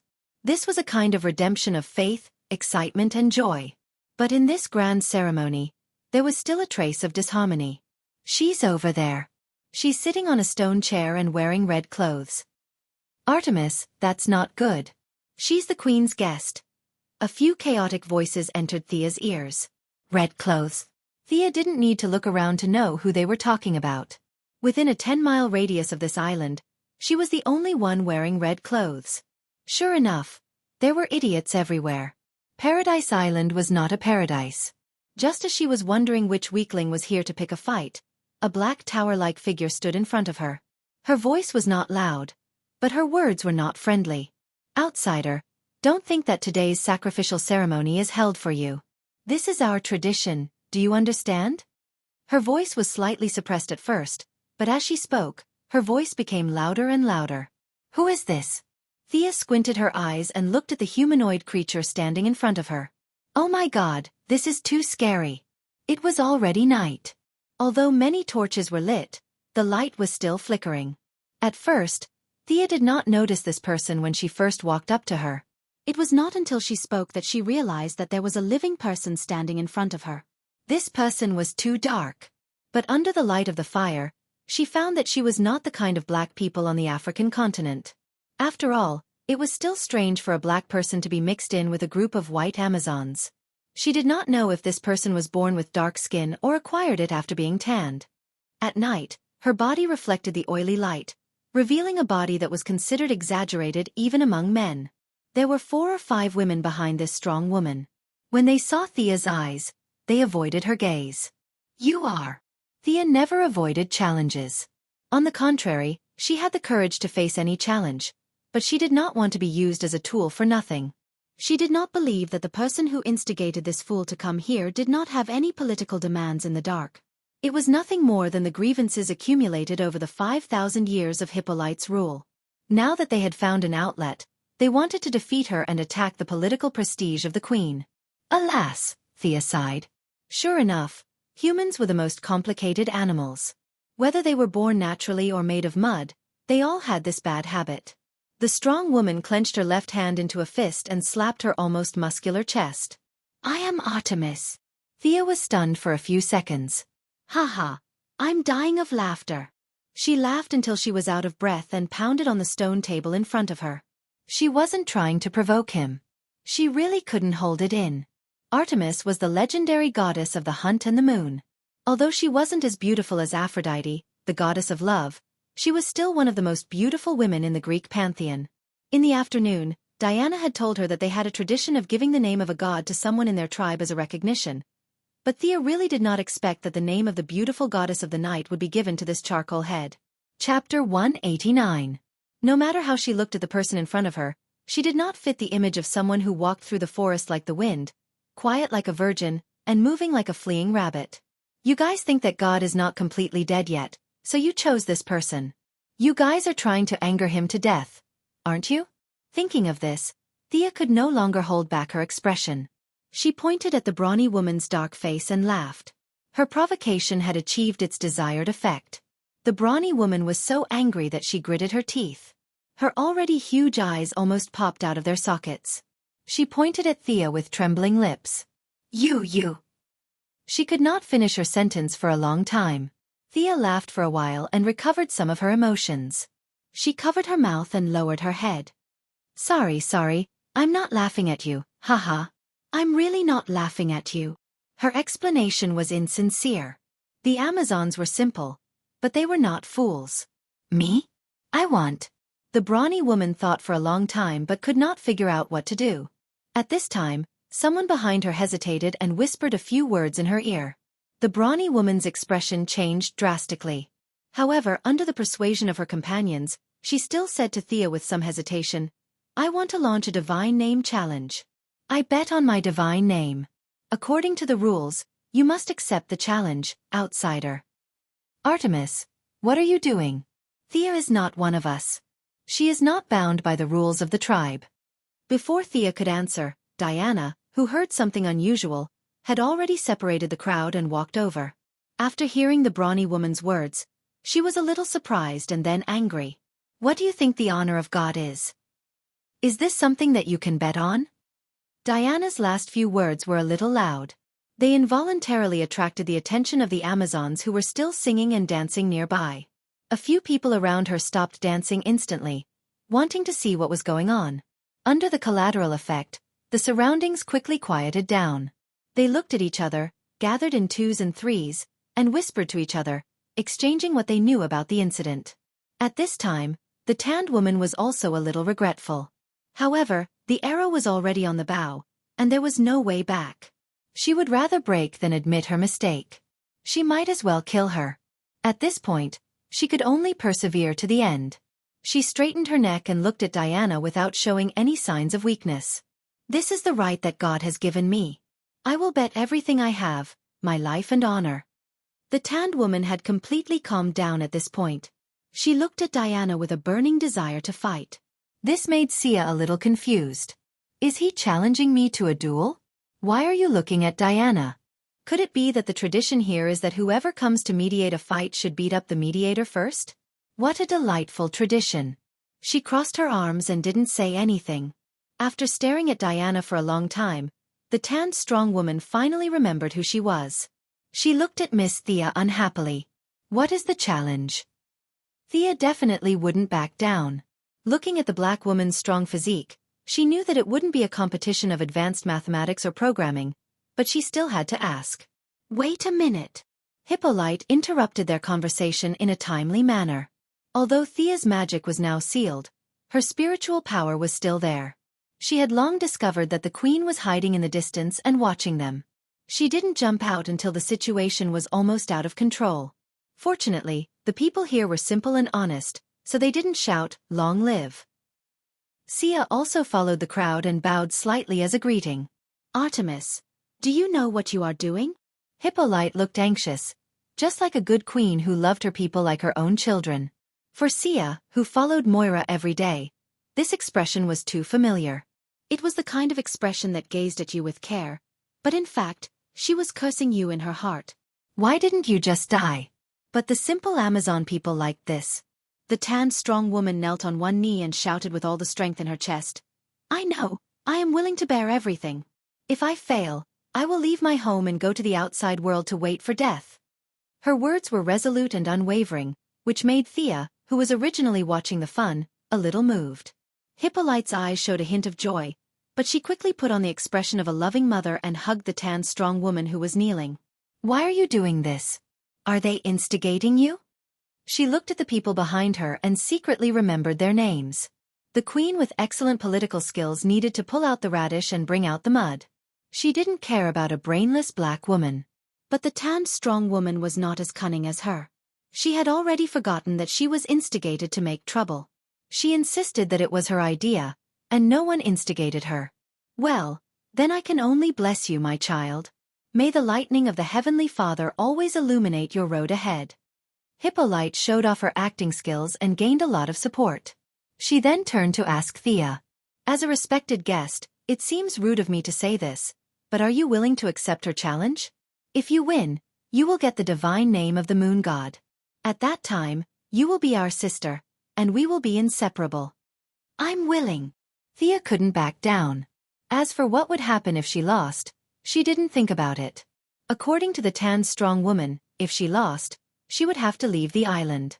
For them, leaving the island was more important than losing their lives. But for Thea, all that was left was hee-hee.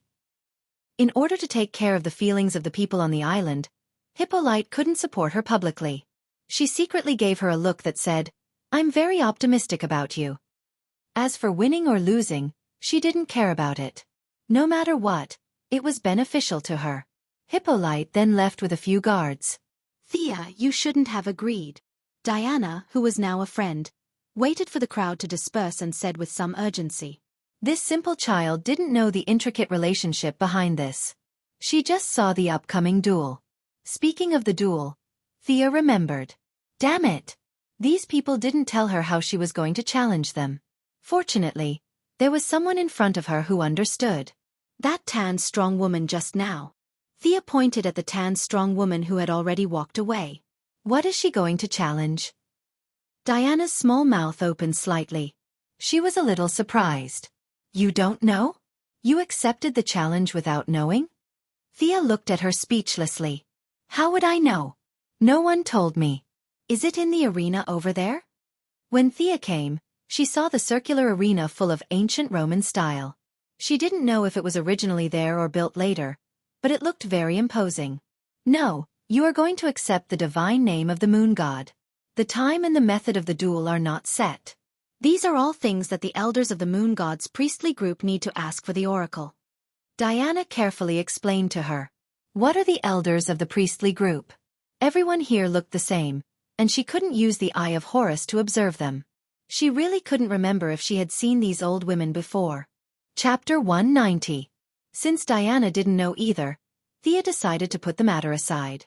As for the oracle? Who are you kidding? Why did you find such a dark and strong guy with the name of the goddess of the night above his head? Is this a god's approval? Most of the competitions were arranged by a few old guys according to the conditions that were favorable to them. You guys can just bully the goddess who can't move and use the name of the gods to fool her. Sia had an expression as if she had already seen through it. She pulled Diana, who was still thinking about the challenges, back to the temporary residence. Diana, who was a warm-hearted person and also wanted to know what the outside world was like, told her mother and moved in with Thea. Thea was organizing her equipment. She didn't have many things with her, and only a few items with magic attributes could be put into the tattoo space. She wrapped the USB flash drive given by Captain Frosty with magic and sent it into the tattoo space. Now the tattoo space was completely sealed, and she didn't know what was going on inside. The Kevlar on her body had automatically appeared after the fusion was removed. The skateboard had been conveniently placed in the pocket of her combat suit at the time, and the mechanical arm had also been disguised as an accessory. These pieces of equipment had all escaped the disaster. The only pity was that the bow and infrared glasses that had been with her for almost 2 years were lost in the explosion. She was deeply regretful. Just as she was lamenting the lack of space, Diana came to her with a few sets of clothes. Is this for me? Thea raised the linen robe in front of her and looked at it carefully. It was just ordinary linen clothes, the kind that could be worn by any body type. The process of changing clothes was actually the process of taking off the combat suit. Diana exclaimed. Oh, this is underwear, right? I've only seen pictures of it in books. It looks very smooth. Let me touch it. Hey, don't run away. Thea didn't expect to be teased by little white flower. She was a little depressed. She quickly put on the clothes that looked like a sack and tied a cloth belt around her waist. Where are we going? The two of them left the residence with Diana leading the way. The two of them slowly walked through the neighborhood. When they arrived at the entrance of a cave, Thea could not help but ask. If she didn't know that this woman was the future Wonder Woman, she would have thought that she was going to do something shady. What was she doing in a cave at night instead of sleeping? The bathing pool was given to us by the gods. Don't you outsiders take a bath? I heard that the Black Death is everywhere. Before Diana could continue her tirade, Thea quickly interrupted her. Stop, stop. There's no more Black Death outside, and we also bathe regularly. Thea could see through her. This girl's curiosity about the outside world was so strong that it was about to explode. The more curious she was, the more her mother would not allow her to go out. She could only desperately read those messy books, and this vicious cycle made her even more curious. She sighed. Her destiny was definitely outside, and this small island could not bind her. Her mother must have realized this as well, which was why she allowed her to fool around with her. Not long after they entered the cave, they saw a pool of clear water. However, it looked a little green against the stone walls of the cave. Diana was dressed very simply, or rather, the entire Amazon tribe was dressed very simply. She took off her half-body armor, tugged on her skirt, and swung her shoes. There was nothing else. Her beauty was indeed amazing. The gods' blessings made her body reach the peak of human beauty. Despite Thea's many adventures, she was still not as beautiful as Diana. Her body was even more tragic, so it was better not to mention it. Seeing that an ancient person like her was so honest, as an open-minded person from the 21st century, there was nothing to be shy about. Thea took off her clothes that were like a sack, undid her underwear, and tested the water temperature. It was not as cold as she had imagined. Instead, it had the fragrance of plants and the slight warmth of a hot spring. Not bad. You Amazons really know how to enjoy life, Thea said as she unconsciously turned to look at Diana. However, she almost fell into the pool. At this moment, the honest beauty was holding her underwear and gently touching it. She seemed to feel that it was not bad and even brought it to her nose to sniff it. Just as she was about to taste it with her tongue, Thea snatched it away. Diana, this is very personal. It's rude of you to touch it like this. Oh, I'm sorry, but you smell really good. Are all outsiders like you? Diana immediately admitted her mistake, but she still asked curiously. The two beauties were standing and chatting so honestly, and they were even talking about a very serious topic. This scene was not harmonious at all. Thea quickly pulled her into the pool until her body was completely submerged in the water. She felt inexplicably relieved. As for her so-called good smell, although it was a little shameful, Thea had already noticed it. Her good relatives had not visited for a while. Whether she admitted it or not, as she absorbed more and more light, she was getting further and further away from being a pure earthling. In the end, she was not sure whether she would become a divine creature or a new species. I'm a hero. How can everyone be like me? Thea was very proud of this. If all the people on Earth were at her level, the world would have been in chaos. Who knew whether the Kryptonians or the Earthlings would invade each other? Hey, what are you doing? Thea was about to take advantage of the fact that she did not know anything to boast, but before she could finish, she felt that she was very close to her. Thea looked serious, and her nose twitched slightly. You are indeed not an ordinary person. Your smell is far beyond what is recorded in the books. Are you also a child of God? Diana was getting more and more curious about this guy who had fallen from the sky. She and the girls on the island had lived for thousands of years, but except for a few people, she did not have a good relationship with the rest of them. Of course, it was partly because of Hippolyte's protection, but also because she did not fit in with the group. She had tried to improve her relationship with them, but the smell of those people made her naturally unable to get close to them. For a long time, she even thought that she was an alien living alone in the world, a pitiful worm that no one understood and sympathized with. Now that she had met Miss Thea, who was originally not in the timeline, she seemed to have found her own kind in an instant. And Thea's sunshine and tranquility unconsciously attracted her. This was not an attraction in temperament or appearance, but it was a kind of touch in the deepest part of her soul. In fact, she did not understand it, but it was a mutual attraction of divinity. A child of God? Thea was a little surprised. If Malcolm heard this, he would be happy to be called a god by a demigod. Unfortunately, this was just a beautiful misunderstanding. Thea turned slightly to let her see her unicorn tattoo. This is my bloodline mark. My ability comes from this.